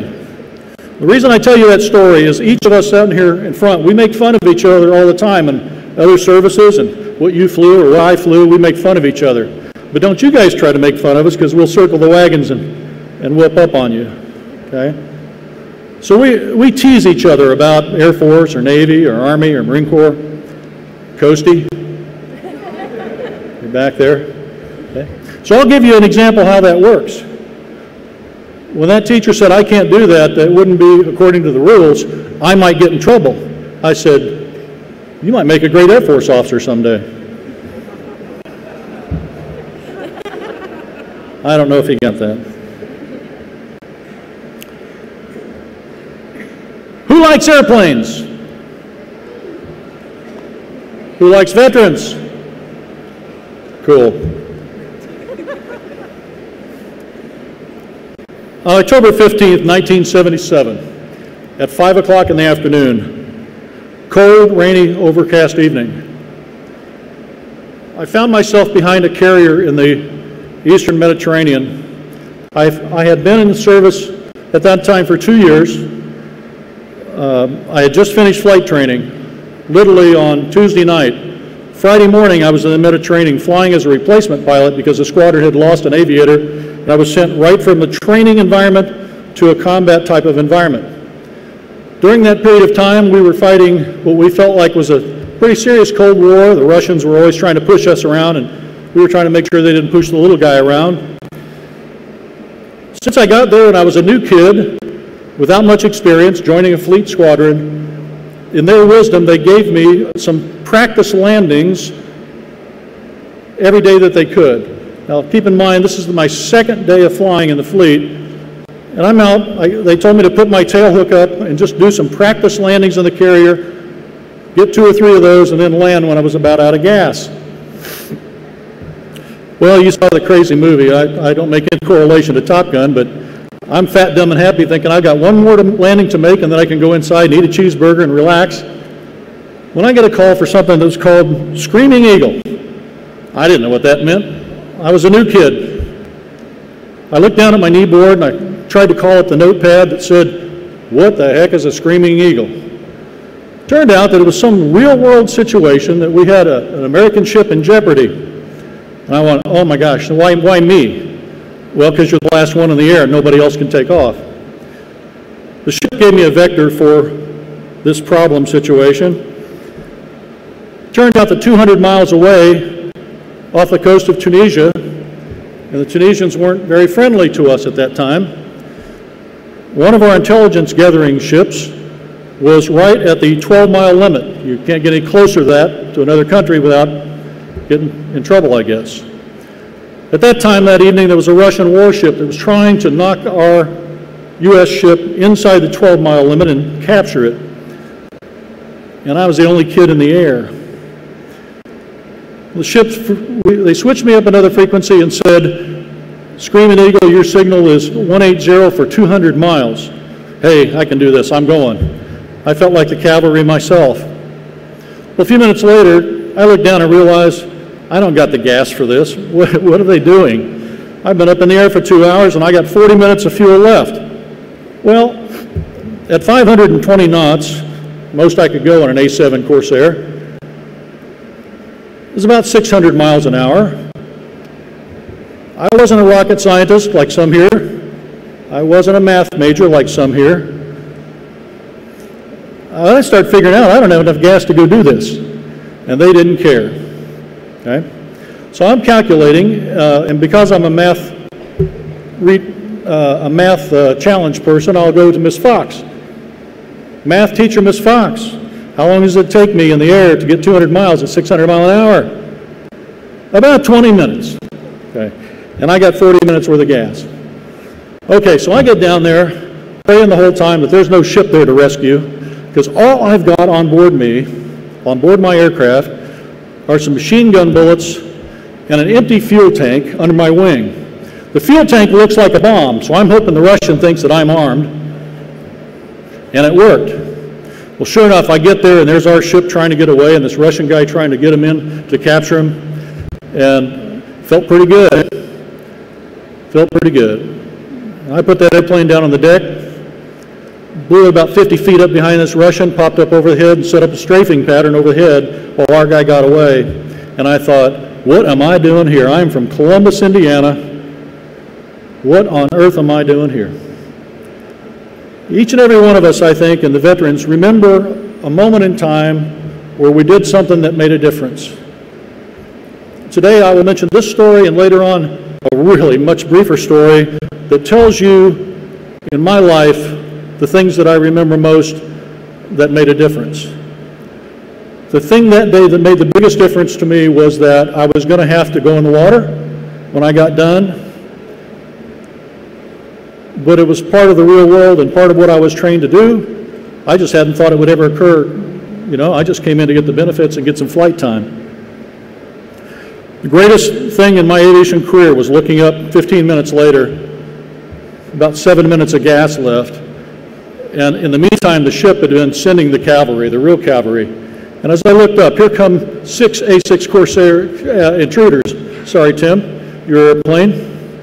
And 2 F-4 Phantoms to keep the bad guys off our backs, and a really big tanker airplane with about 10,000 pounds of gas, just for me. And some of you may know we have the capability in the Navy of plugging in and taking fuel from other aircraft, and it was the greatest ride home I've ever had. Plugged in the whole way. I landed with more gas than I needed, so it was a great, great day. Let's back up a little bit. When I was a kid, I couldn't figure out why I loved airplanes so much. I was eaten up with airplanes, airplane magazines, pictures, from the time I was really little. I didn't find out till later. I think my dad had a little Piper Cub when I was born. He got rid of it, my brother's here today, Gene, when I was 3 or 4 probably. But later I saw a picture of that Cub, and I realized at some point my dad must have had me on his knee or something, because I was eaten up with airplanes. When I was 6 years old, our father was a construction worker, concrete, and he had a big pile of 2x4 boards out behind the barn, and he used those boards all the time to do his concrete work. He made sidewalks and he made driveways. And Dad couldn't afford much in the way of construction equipment, but he had this big pile of boards that he used. Well, 6 years old, I went out and got a handsaw, and I cut up every single one of them. And I made this great long line of bombers. I made 2x4 bombers, about 25 of them. It took me all day. Set them up out in the driveway, waiting for Dad to come home. Used every board he had. And my mother said, "You wait till your dad gets home. It's going to be tough." My dad came home. I never knew him when he was a pilot, but I knew that he loved it. And when Dad came home, instead of spanking me, he had this great smile on his face. And he congratulated me on having a squadron of bombers and a squadron of fighters. I was 6 years old. My friends and I played Army on the banks. See, I'm trainable, Army. We played Army with our little plastic soldiers. We probably don't do that anymore, you guys, but we'd go down to the creek in the sand and we'd lay out huge armies of all our plastic soldiers. I was a little weird. I would climb up in the tree and throw firecrackers at my friends' soldiers, seeing how many I could blow up. I think that's when I first learned that I needed to be a dive bomber pilot. I wasn't a very good student. In 5th grade, my 5th grade teacher kept asking me why I was drawing over every book I had airplanes drawn on it. Front, back, in the middle. And then she did the greatest thing she could ever do for me. She gave me a book. And I never read much before that, 5th grade. But she gave me a book about Guadalcanal called The Guadalcanal Diary by Richard Tregaskis. It's an amazing book. And from that moment on, I couldn't get enough of reading about military history. And those World War II aviators became very, very special to me. In 7th grade, my teacher was a history teacher most of all, Mr. Harris. And Mr. Harris let me write as much as I could about military history because he encouraged me to write as much as I was reading. The most I ever got out of Mr. Harris was a B-. Last year, Mr. Harris came to Brown County to visit. I had him to my house. He still lives today in Hope, Indiana. And I pulled out one of those aviation themes I wrote in 7th grade. And said, "Mr. Harris, this is the best I ever did for you, sir. Sorry it was a B-." And Mr. Harris grabbed that report, he took a big pen and he made it into a plus. So I won, finally. At the risk of sounding terrible and not good for your students, I got to tell them, I was an average student. How many are average students? Join me. Yay! All right, good, good. Well, you know what? There's hope for average students in the world who really believe in what they're doing and really have a dream and really want to go where they want to go in life. I'm not as smart maybe as I should be, but I worked really hard at it to get to where I got, and I think I represented people in this area pretty well. You know, there were 750 kids in my graduating class in Columbus at that time. It was the only high school. It wasn't a north or an east. And I was proudly number 430 out of 700 and whatever. Proud of my C+ average. You know, I had to go back and get tutors later in life because I didn't know how to do math and science. And for some reason the Navy thought that was important. Mrs. Fox can attest to that missing gene. So fast forward, I learned how to fly in Walesboro. Down where the Cummins plant is now was the Columbus Airport, a little place called Walesboro. At that airport, I went out and cut the grass and pumped fuel in exchange for flying lessons at 15. Started flying and finally got to solo when she said when I was 16. It was a great experience for me. When I went off to college, I couldn't afford to fly anymore. Airplanes were $25 an hour. Parachute jumping was only $6. So I started jumping out of airplanes. The cool thing was you got the airplane right on your way to jump, so hey, it was a good deal. I trained in Pensacola, Florida, which is where all of my heroes that I read about as a kid, I trained in Pensacola where those same World War II aviators trained. I lived in the same barracks. I worked out of the same hangars. I checked my parachute out of the same parachute loft as those guys did in World War II. And I just kept pinching myself saying, hey, you're a kid from Columbus. What are you doing here? The USS Lexington was the first carrier that I got to look at, and it was a World War II carrier. Can you believe in 1977 we were still using an old World War II carrier for training? Great, great airplane. When you approach a ship that's that small, the pitching deck, it's a little bit scary. And to do it for the first time is even scarier. You know why? They don't send an instructor with you because they don't want to kill two guys. The first time you see the boat, you're by yourself. And they kind of hope you do well at it. So to roll into the groove behind the carrier your first time ever, and your heart's beating really big, and you think, I'm one of a couple thousand guys that got to do this. This is pretty cool. All my heroes were doing this. One of the most fantastic pictures in my mind is that approach on that day in 1976. I had the opportunity to fly with some great Americans. I think there was a discussion this past week about John McCain, maybe here in the high school. John McCain was a friend of mine. John McCain was an instructor of mine. I flew my special weapons qualifications. I can't tell you what that is or I'd have to shoot you. But I trained to carry some rather unique weapons in a different time of the world. But John McCain, who became later Congressman and Senator McCain, and everybody knows who he is, I think. Great guy. And I flew some of my flights with him. One day we got rained out. We had to wait about 3 hours to finish the training mission. And John took me in the back room and said, I want to sit you down and tell you my story. And that's a very memorable point in my life, is having Skipper McCain tell me about his days as a POW, his days as a great American, his days in, doing what he did. Now, it kind of made me happy because John McCain was number 792 out of 794 students in his class in college. So maybe we had a lot in common. Great American. All right, brings me to my last story in my part of this. Remember I said there are times where you think about things or you take a snapshot in your life that you'll remember forever. Well, I remembered that Tunisia thing with that airplane and that Screaming Eagle mission. Nobody else really knew much about that, but it means something to me.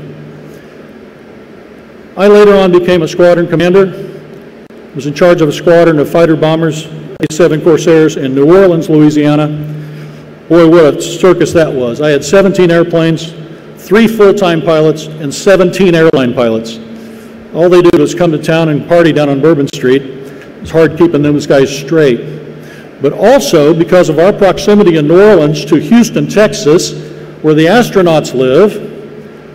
I had 2 astronauts in my squadron that were reservists.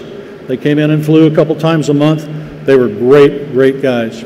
My very last flight in the airplane, in the A-7 Corsair fighter bomber, went out, did a low-level flight that's so cool, 200 feet, 500 mile an hour, dropped some practice bombs somewhere, came back over the Gulf of Mexico and met up with a flight of F-15 Eagles and did dogfighting for 20 minutes, hit the tanker, took some fuel. I mean, we did it all. The whole time I'm thinking, this is it, man. This is the last one. I'm going to remember this forever. And as we came in low, we asked for control to let us fly over downtown New Orleans. What a cool place, at 2,000 feet, right over the dome. And I looked out my right side, and on my right wing was Commander Steve Space Oswald. Space had flown, at that time, 2 shuttle missions as the commander of the space shuttle. Great, great pilot. Went on to command our first, as an admiral, command our first Space Wars command, SPA Wars. Out the other side, and I had 2 wingmen that day, was 2-time mission specialist Joe Tanner. Joe Tanner, great American, loved him to pieces. I started thinking, kid from Columbus, Indiana, and I'm leading 2 astronauts back into the break. I better look halfway decent or I'll never hear the end of this. But it was a moment that I cherish and a moment that I will remember forever, that the Navy gave me that opportunity. What I want to talk to you kids about is service and what that means. Service above self, and the concept of service and self. Can you say that to yourself? Service above self and service and self. Some of these people in front of you performed a service above themselves. As I look out, I know most of the combat veterans here. They were amazing people, and they risked their lives.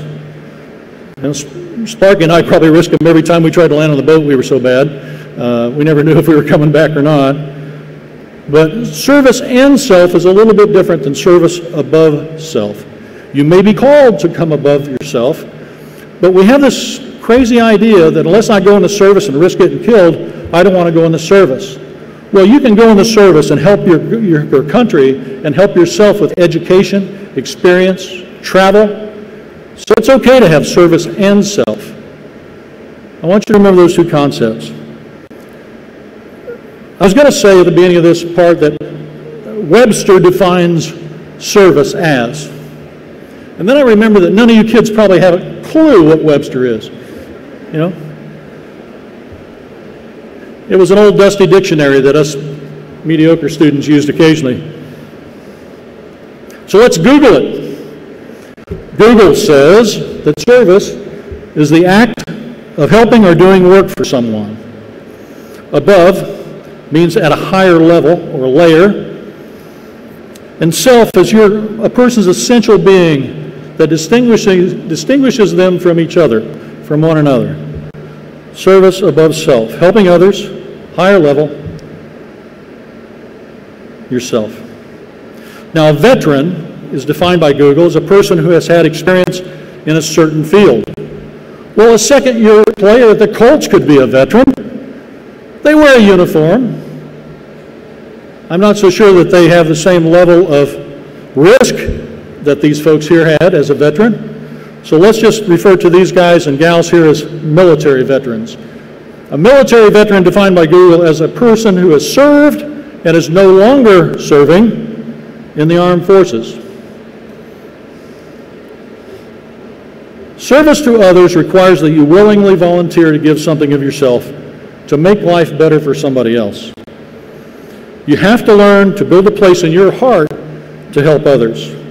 It starts with you guys looking out for the little kids on the bus, or maybe signing up at school to help build a habitat house. And before you know it, it's going to be part of who you are, this service thing. How many of you, show of hands, have been involved with Boy Scouts, 4-H, or church? Raise your hand. Okay? All 3 of those, and there are others, are involving service to other people. Unless you want to sign up for the Marine Corps, you can take your hand down now. It's all right. It's all right. Well, there's a Marine Corps recruiter here today. Where's she at? Hey, stand up. Look how many Marines are on the front row of these 5 guys. 4 out of the 5. She's the one that deserves the medal. If she comes calling at your house,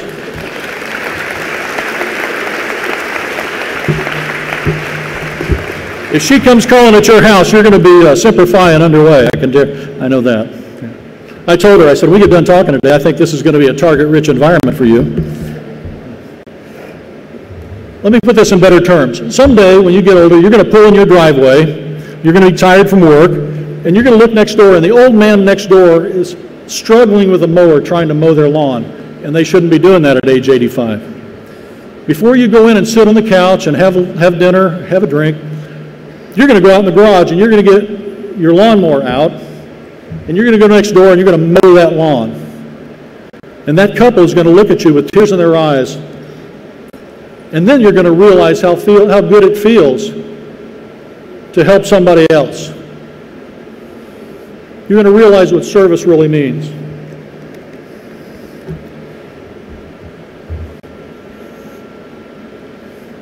So how many of you kids, you said, raise your hand, how many have volunteered to help in the community? Quite a few, okay?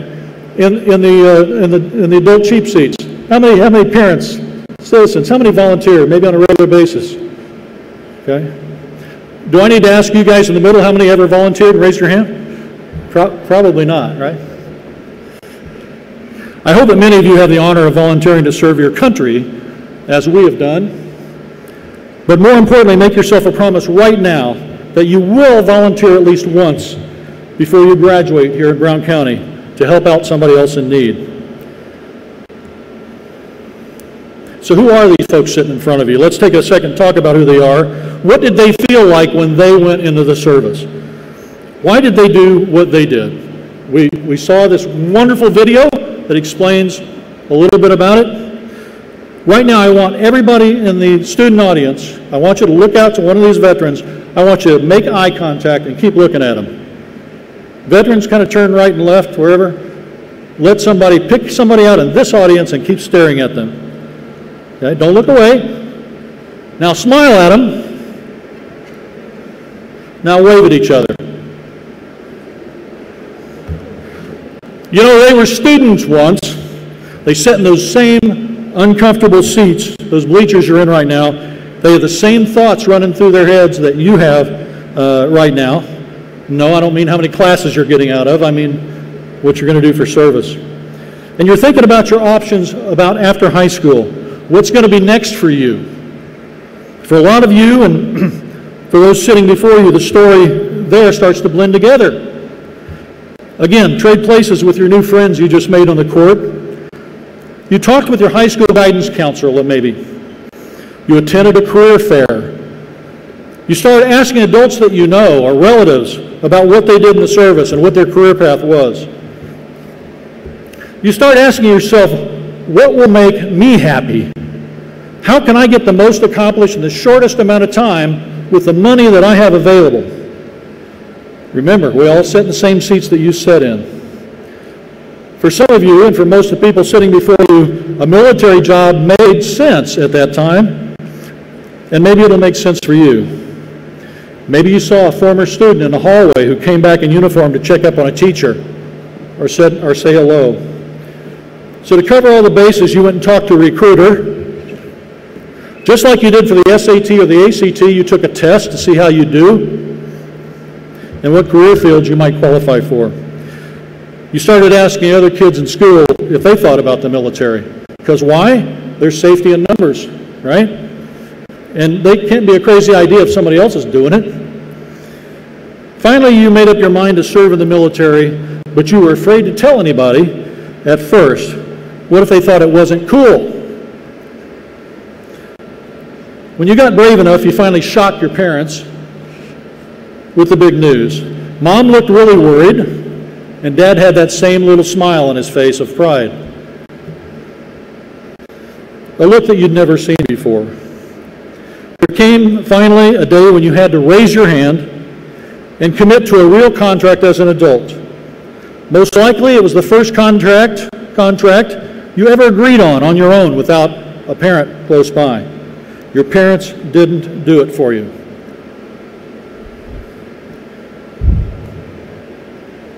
That oath is so important to us, and that oath is going to be so important to you. It's the first time in your life that you've ever sworn to something that close to you and that dear to you, and it will last forever. It means something to us, I guarantee it. First Sergeant, call the veterans to order for oath. Veteran! Ted Hut! What you're going to see now, what you're going to witness, students, is the first that probably that these people have done since 40 years ago, some of them, 70 years ago, some of them. We're going to reaffirm our oath to our country. Raise your right hand and repeat after me. I, state your full name, do solemnly swear that I will support and defend the Constitution of the United States against all enemies, foreign and domestic, that I will bear true faith and allegiance to the same, and that I will obey the orders of the President of the United States and the orders of the officers appointed over me according to regulations and the Uniform Code of Military Justice. So help me God. First Sergeant, retire. Veteran! Addy! Seat!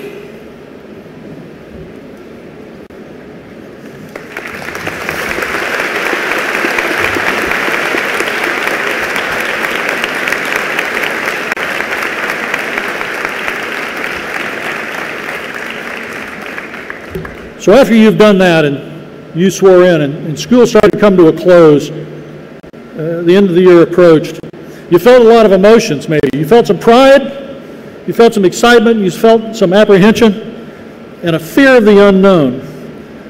Those of you who were drafted, I know that your story is just a little bit different than the volunteerism, but you swore the same oath and it meant the same thing to you.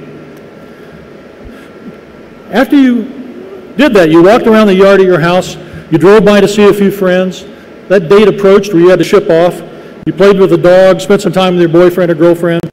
You had a strong feeling inside that the very next time you were going to see these things, to do these things in Brown County, you'd be doing them as a very different person, an adult. I know that seems a different approach than going off to college, sharing an apartment with friends at Indy while maybe working in a restaurant. In both of these paths, college or a local job, you can come home anytime you want to and mom will help with your laundry. You can raid the fridge. Hey, it's Brown County. You can even drive through McDonald's 6 times and see who's home and who's hanging out. That's going to get old.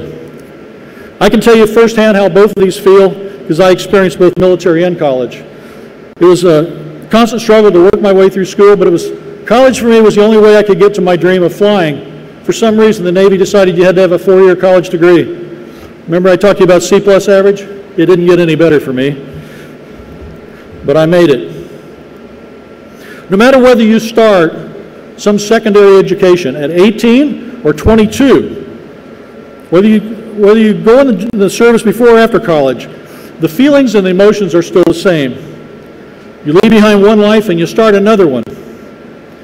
You know, for the first few months, the military has this really fun camp where you get to march around and yell real loud, called boot camp. And they teach you how to actually make a bed, not just pull up the covers and then tell mom that it's done. They make you eat 3 times a day for 5 minutes total. It's kind of a shock, but I'll tell you something. If 50 million people have done this before, you can do it. Quickly, the scary yelling part is all over and the marching stuff's over, and you come back for a short visit. And what's the first thing you do? You put on a uniform, you head down to the high school to see your favorite teacher, or say hi to somebody, or go see your friends, because you're proud. It's kind of a tradition. And in that defining moment, when you get to tell the world, look at me, I made something of myself, I'm from Brown County, and I've got the world to sail. Each story from that point on takes on a different ending because in life, it's what you make of it from that point on. Each of us have different stories, and you will too. Some of us served a couple years, some 10, some of us stayed in for a career. Some of the people in front of you served some very scary places, some in support, some in combat. A few came home injured, and as you know, some didn't come home at all. We represented our country and our families the best we could, and it made us a lot better people. We seem to have come to a place where military service isn't as important as what it used to be, and I think there's something wrong with that.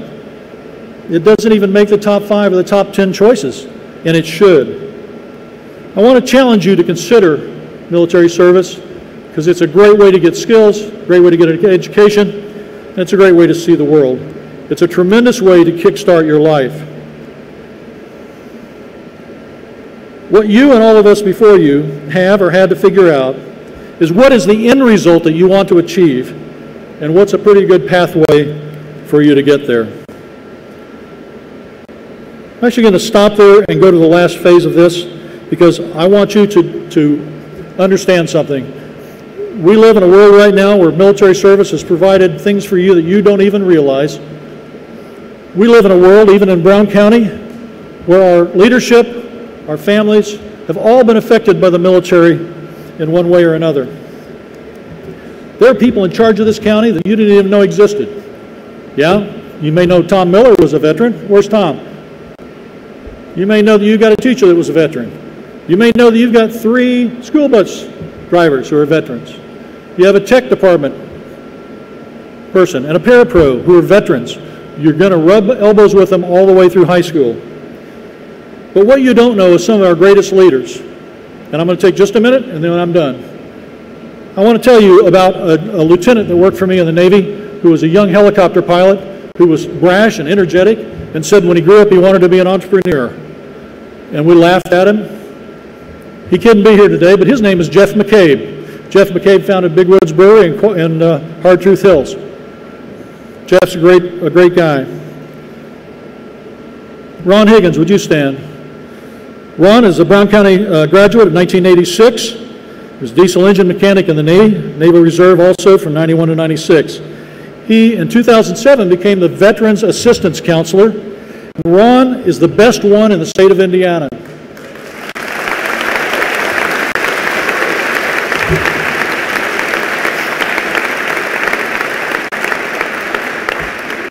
Probably anywhere in the country, I think. No, you keep standing. And Ron has brought our county millions of dollars in veteran benefits for our veterans all over the county. What a great opportunity that it's been to be a friend of him. Second person you may not be aware of. Oh, keep standing. There you go. As I introduce these people, it's an imperative thing that you look at them and kind of get that optic about who they are. The second you heard last year was Mike O'Hara. Mike, if you're here, would you stand for me? Mike, are you still here? Mike O'Hara? Thank you. Mike is one of our true heroes here, and I don't use that word easily. There are people who are heroes.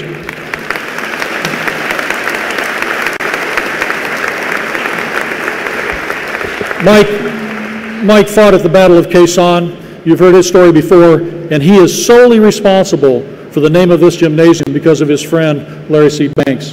And we owe him a great debt to his country. Thank you, Mike.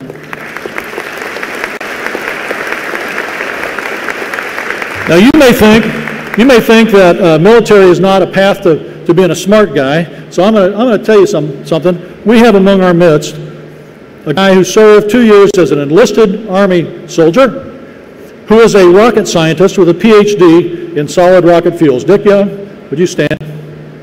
There you go, Dick.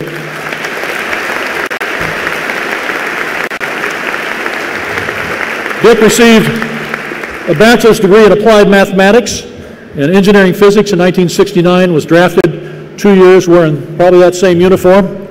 Okay, in 72 got his master's in applied mechanics and his PhD in solid state rocket fuel in 1975. He was a professor of engineering at the University of Cincinnati, truly a rocket scientist.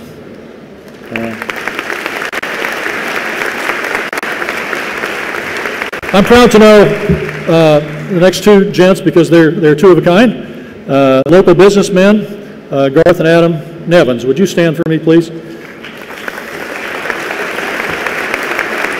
Now, Garth and Adam, they sat in these same bleacher seats as well. They were athletes. They graduates of Brown County High School. Both have been enlisted in the Navy after high school to learn ship hull repair and equipment repair. And now they own their own very well-known business of Nevins Refrigeration. They've probably been to a house near you. We're happy that they're here today.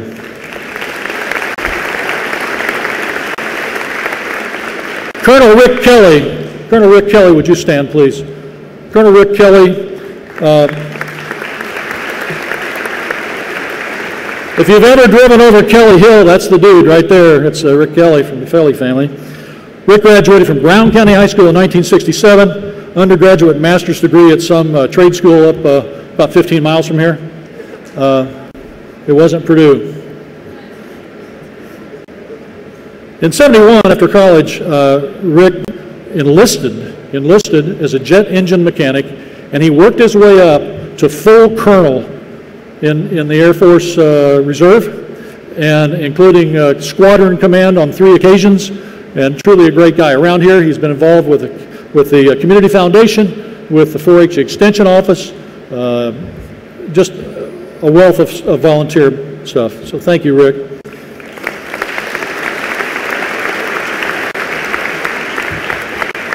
We are led in Brown County by some halfway decent elected officials, and I'm happy to have the top dog here today. After high school, he joined the United States Marine Corps and became a state trooper. He attended classes at the IU School of Trade. He was a state police detective. He was elected Brown County Sheriff and had an excellent term there. And he became a Brown County Commissioner in 2012. Dave is currently the President of the County Commissioners. Dave?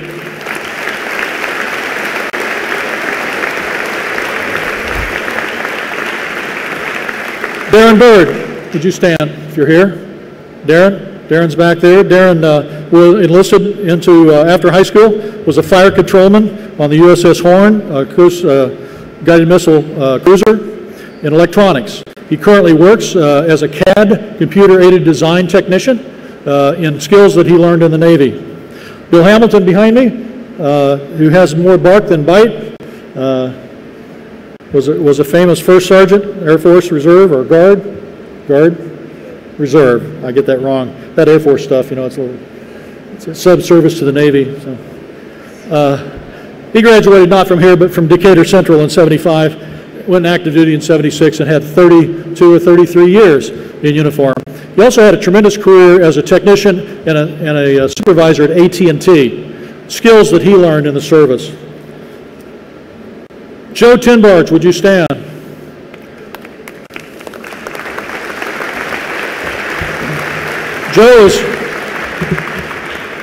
Joe, you're not just a token Coast Guard guy. You're not the guy that checks our licenses when we go hunt little Bambis, are you? You never put us in jail, right, Joe? Joe went to a year of, after graduating high school in Evansville, went to a year of college, and then realized he needed help going to school, and he joined the Coast Guard Reserve, and they paid for the rest of his college, which is a pretty cool way to go. And he serves still as a reservist in the Coast Guard. And that's pretty cool. What you don't know, or most of you don't, he became a diver in 2013, and he has saved more lives in our community and our state than you can imagine as a diver. Thanks, Joe.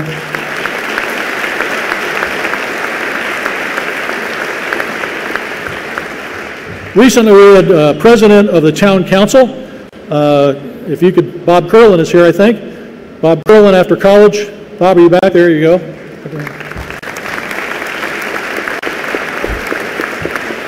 After college, Bob Curlin served for a few years in physical therapy in the Army at Fort Hood, Texas. He spent 32 years in retail and town council for 12 years. What a leader he was for the town of Nashville. Thank you, Bob, as president of the town council.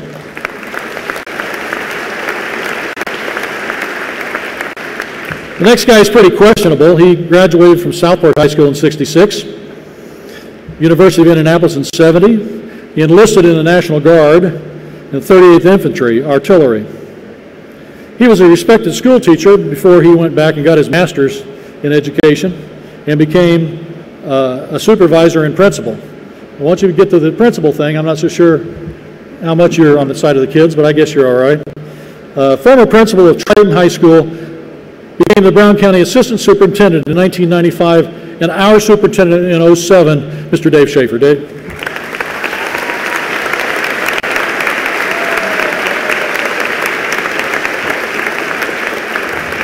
Service above self and service and self. Remember, these gents started a lot of their education in the military or continued it. It's important that you remember that. The next guy is pretty important to me. He's another Columbus High School graduate, 1968. Briefly at Indiana University until the draft got him. Became a medic. He was a medic for nearly 4 years. I have so much respect for him.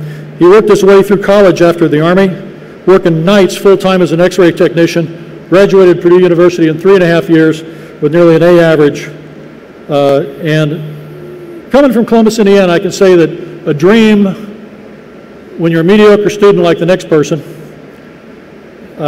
is one you really got to work for.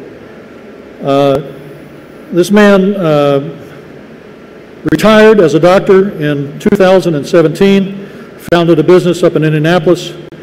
He is my personal hero. It's my brother, Dr. Gene Baker.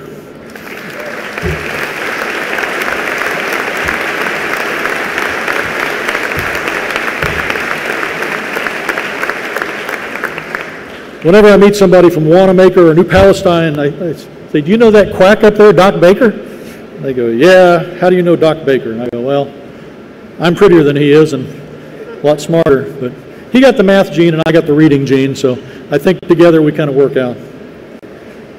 Tony Sisko is with us and up on the front row, and I'm hoping you never meet anybody here. I hope you never meet Tony firsthand. Tony, stand up. Tony Sisko is our jail commander.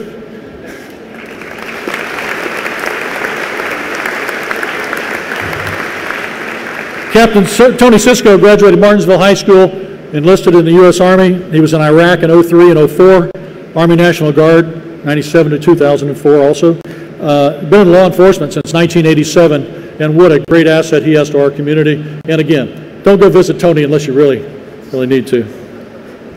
Thanks, Tony. You're going to find some amazing people in this community who you didn't know were veterans, and one that's going to surprise you right now. This guy went to high school in New York. He joined the United States Marine Corps in 1979. He was in there until 1981 as a corporal. He was an infantryman with a rifle, an amazing guy. You know him as your pastor of New Life Church, Tim Conboy.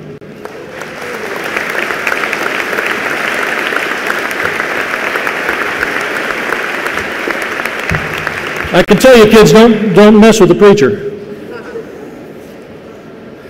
Our chief of police in town, Ben Seastrom, is a graduate of Brown County High School in 1995, became a Navy Seabee, enlisted person, and has done extremely well for us. Ben, would you rise?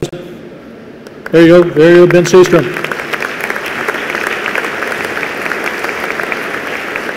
Our former coroner and recently retired fire department person from the Indianapolis Airport, Robbie Ayers. Robbie, are you with us today?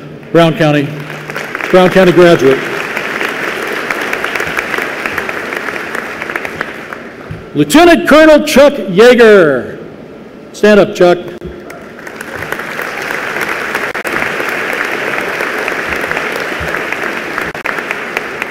How is it that a guy named Chuck Yeager is not a pilot? I don't get that. He graduated Avon High School in '85. Went to college, Western Kentucky University. Believe this or not, he was a diver, scholarship diver off of the high boards, I guess, in college. But he was in ROTC in college, and Uncle Sam came calling, and he liked it. He spent a whole career as a military policeman, serving in Iraq, Qatar, Guantanamo Bay, retired last year. But here's what you don't know, and you should know, is that he is on the board of directors for Do Something Brown County. He's an amazing man that really cares about our drug abuse problems in our county and is working tirelessly to fix those. Thank you, Chuck.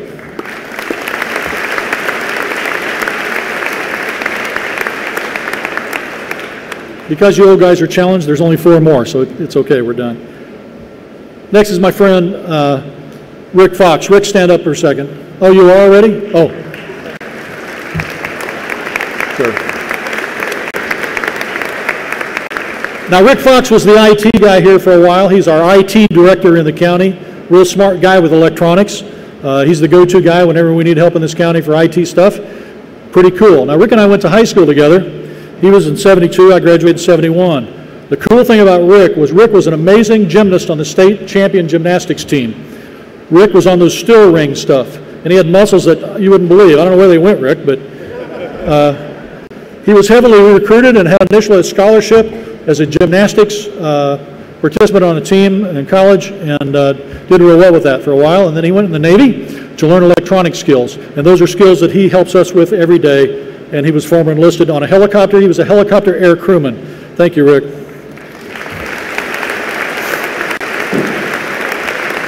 Patty Frinsmeyer. Patty, I can't see, but I know you're back there. There you go. Patty Frinsmeyer. Patty Frinsmeyer, class of '83, Brown County High School. She joined the Air Force in '88 to learn meteorology. She briefed pilots on the weather conditions, and she lied to us every time. After the service, Patty has worked a number of jobs around the county. She's in real estate. You may know her as the new owner of Hills of Brown Cabin Rentals. Huge staff, huge business. Patty.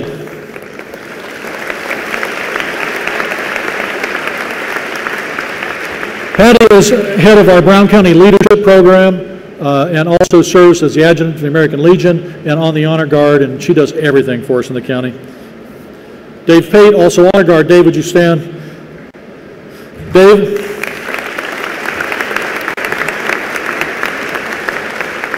Dave is Brown County High School, class of '73, active duty Army, '73, '76.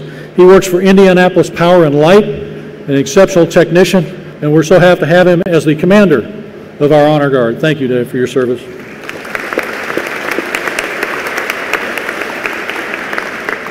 And my friend Tim Sparks has not thrown the exaggeration flag once today, and I appreciate that, Tim. Tim, would you stand up?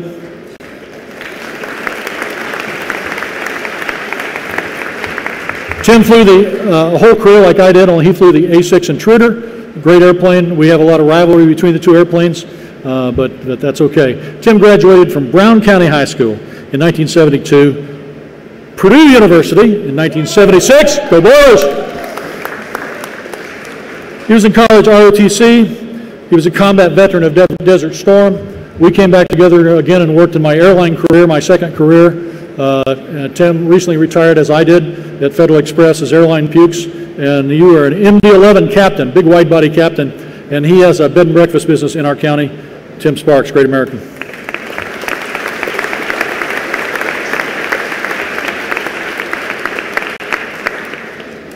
The 3 gentlemen I'm going to mention now, you can all 3 stand up if you're still here. Don is behind me, Don Burden. Steve Lowry, if you're here, would you stand up? And Hank Marshall. Hank's back there somewhere, I think. Good, good.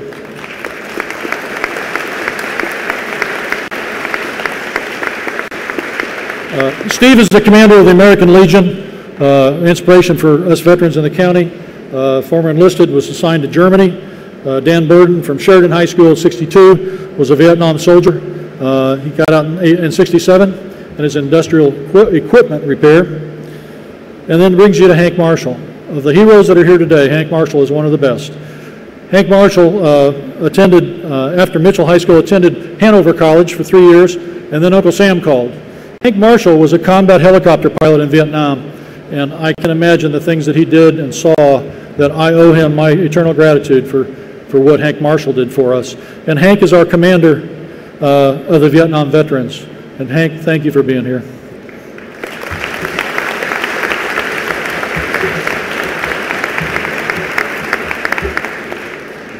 That brings us to a close, gentlemen. You can have a seat. Thank you. Your knees still work there in Evans, boys? You basketball players have weak knees. I know. So I'm going to finish with this. We talked about service above self and service and self. You can do both, kids. You really can do both. And the military is a place where you can have a great career. I want you to do something after high school to get that education. I don't care if it's college, I don't care if it's OJT, vocational school, or the military, but you need to get it. Find something in your heart that you can give to make this world a better place. Always have room in your heart for others. The veterans we honor here today sure did. They served each of you. Repay their sacrifice by paying it forward. I thank you, and I pray that God richly blesses your life.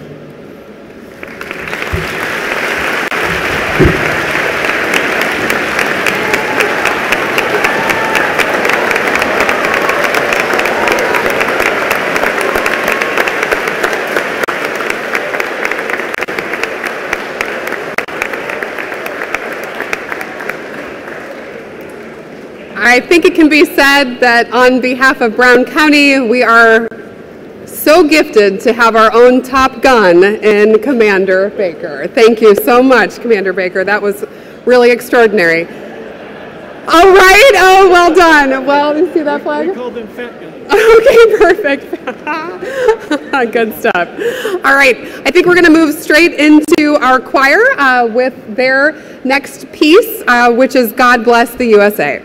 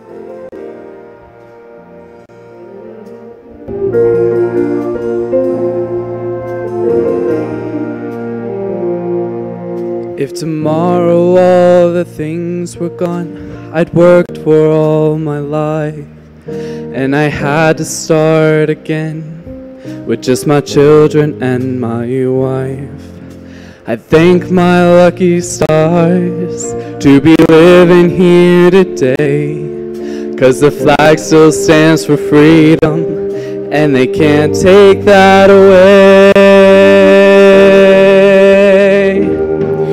And I'm proud to be an American, where at least I know I'm free. And I won't forget the man who died, who gave that right to me. And I gladly stand up next to you and defend her still today. 'Cause there ain't no doubt I love this land.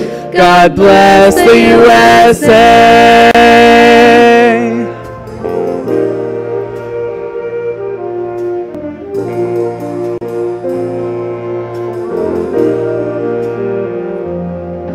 From the lakes of Minnesota to the hills of Tennessee, across the plains of Texas, from sea to shining sea, from Detroit down to Houston and New York to LA.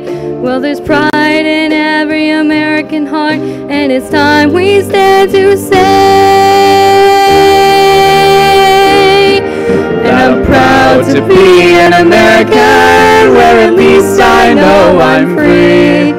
And I won't forget the man who died, who gave that right to me. And I gladly stand up next to you and defend her still today. 'Cause there ain't no doubt I love this land. God bless the USA.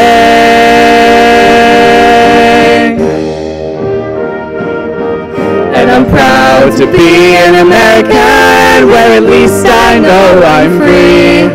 And I won't forget the man who died, who gave that right to me. And I gladly stand up next to you and defend her still today. 'Cause there ain't no doubt I love this land. God bless the USA.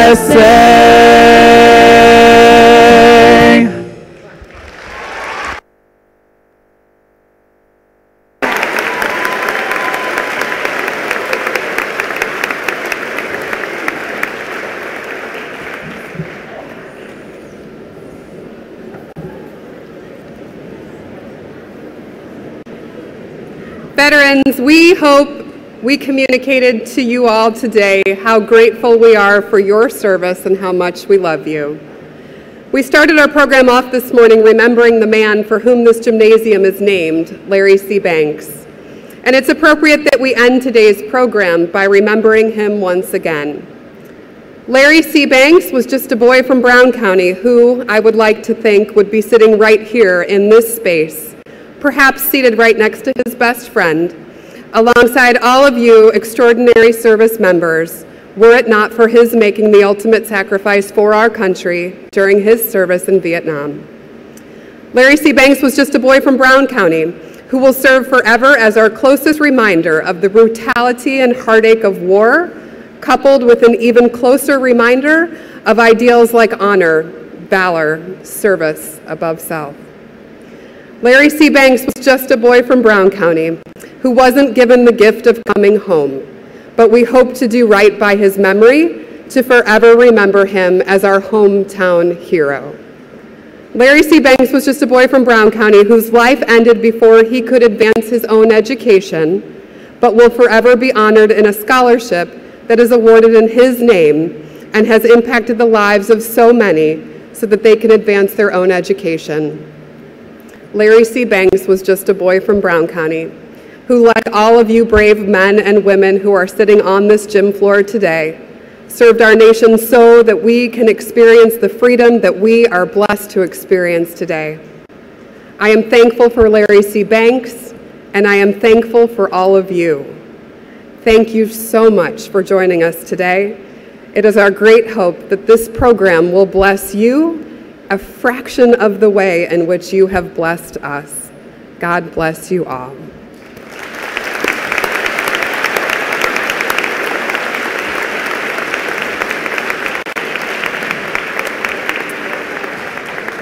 At this time, I'd like to invite the Boy Scouts up to formally retire our colors. Boy Scouts.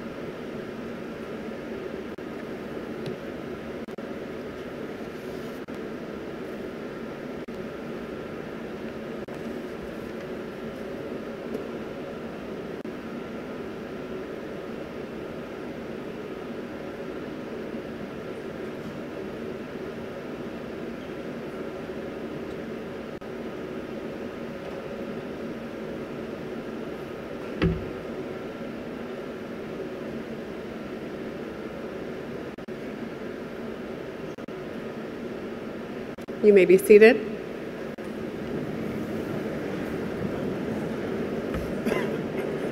Veterans, when the music begins, our students will greet you and will dismiss you by rows to the auxiliary gym where you will have your picture taken. All of our veterans, our widows, and our families of our veterans and widows, you are all invited to stay for a luncheon provided by Brown County Schools, which will take place in our auxiliary gym. Thank you so much for being here today. Happy Veterans Day, everyone.